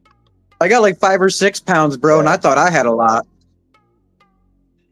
Yeah, I've got a 28-gallon tote of trim. I stopped making wax, man, and the homie did too. So I just slide it in there, and some of it's out in the garage. So what I would recommend is do what you're gonna do there, but go buy one of those Bubble Magic fucking 1 pound fucking trommels for dry sift. Dry sift that shit. Get as much as you can press, and then make RSO out of the rest. That's what I do. And then I have a distiller so I can reuse my alcohol, and I can fucking just bang out the RSO. Perfect. And then press it. So the trick with pressing is you get your dry keef, and then you get a silk scarf, like one of those fancy cowboy ones, and you put all your keef in there, and then you put it in a 5-gallon bucket, and you shake it until all the dust comes out, and then you get it clean, or all the stalks and everything, and pretty much all you have is trichome heads. And then when you press it, it's just gorgeous. You've seen my stuff, right?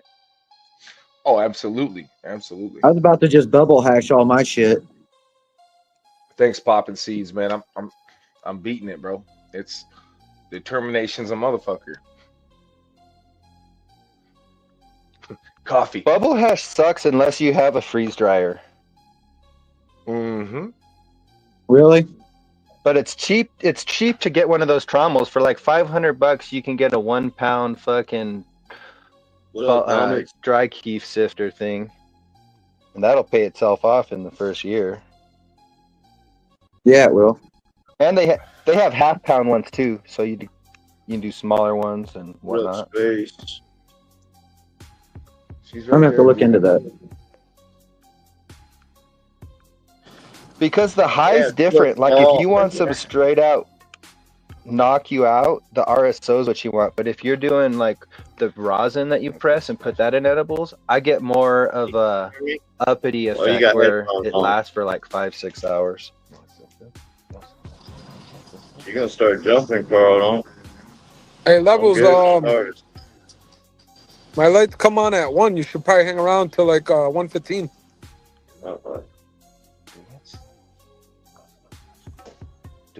Let me know. There she goes. There she goes. I'm gonna get her something special real quick. I had to get her going for you guys. I can wake her ass up at 2 o'clock in the morning. No joke, and she will do that right there. Start jumping up and down.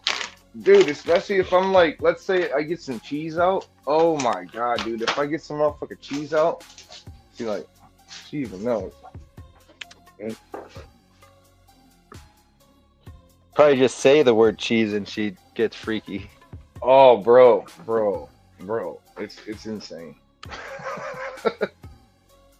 I've got a pit bull and he'll come and bullhead me, like push his head into me when it's treat time. Like about 6:37 in the evening, they'll come over and come on, let's go.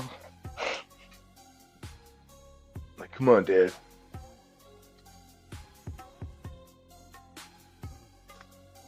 Y'all hit that like button, man. Hit that thumbs up, man. We're about to end it here in just about another 5 minutes. Appreciate everybody coming through today. Guys. Moon, Dottie, Carl, Local, Josh, Pitts, Chronic. Hey, I appreciate us giving us a spot to get together. Hey, hell yeah, man. Waking and baking with the community. That's what it's all about. And then if we only help one grow, that's enough. Man. That's it. Yeah. If there was 4 growers out there that got help from everybody sharing knowledge and sharing grows, you know what I mean? That's what it's all Because about. everybody's got the questions. Some people just ain't asking it, All right, like I said, I've been doing this shit 23 years. You know what I mean? I'm asking Carl questions about these Thse salts. And bro, and that's It's why I'm always sharing with you because I'm still learning it's them. always a learning process, no matter how long you've been doing it. Fuck yeah, bro! The iPhone Well, the 17's technology's coming changing. out.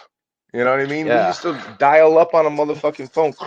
Ching! Now I'm There you talking to go. it. Oh, there it is.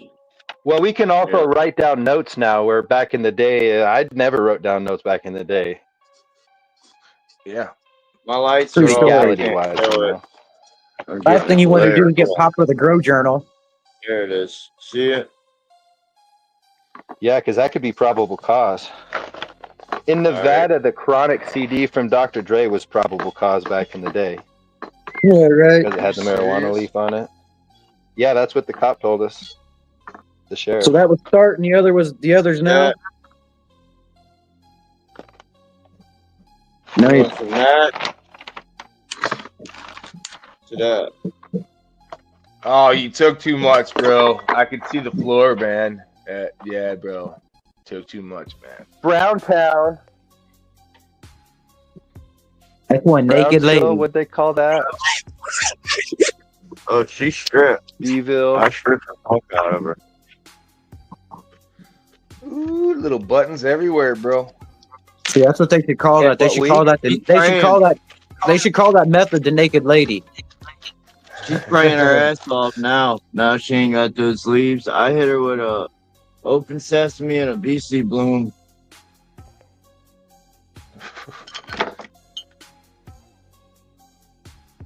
Oh yeah. LeVeLz over here pushing the limits now. He's like, fuck it, man. We're opening up the floodgates on this shit. Swash. You know how ugly that shit looked yesterday and how good that shit looked right there? Well, not even just that. See, that's why I want to do clones. He's feeding them bitches like a motherfucker now. You listen to this motherfucker, like, yeah, bro, I smoked them motherfuckers with 5 grams a gallon, Carl. Like, what the fuck, bro? I did I a didn't little even much burn the tit. yesterday. On that feed, I did 4 grams and 4 grams of each. Man. Well, that's what I find so cool about the cocoa and running clones. It was the last open sesame and the first BC bloom. So I was like, and the swaz was right there. So I was like, fuck yeah. Perfect timing to hit both of them. So I hit both of them. Yeah. 6 grams or 8 grams actually. Yeah, you shouldn't have fed that shit. I actually fed a half gallon more than I usually feed. Because I noticed her dry back was looking rough. Need to get that switched. She's drinking more. Well, now. when you water, see, the thing with soil, if you had trays and you allowed your bags to sit in the trays and you watered till it overflowed, I bet you if you came back in a half hour, all that would be sucked back up. You know what I mean? So getting full saturation. They don't have any riser or nothing. All the runoff goes and fills up. I pulled all corners up in the tent. It all puddles up in like 10 minutes, like you said. Oh, in the tent? Yeah, I do that in the tent on the fucking floor. I had that. I did that, and I got mold underneath the tent in that fucking tray that they give you, the liner. Yeah, and that caused PM in my garden.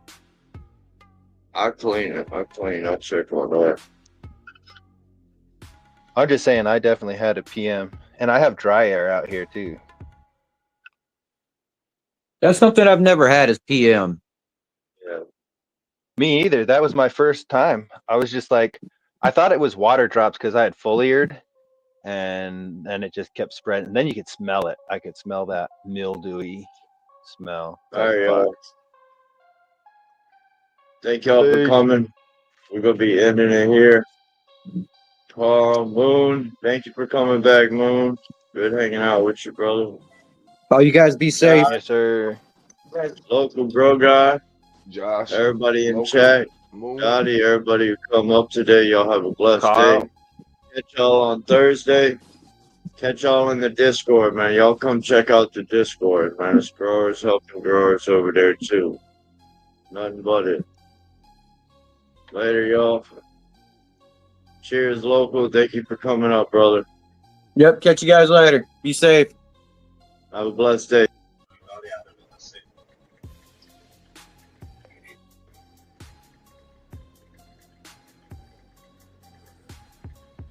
Day 63. Day 63 of flower. And man, we got Cola City, man. Cola City. Hopefully we break our record. It'd be nice. Man, everything's leaning. We've been running to 18.6 for the last 7 days. Everything's just frosty, triked up.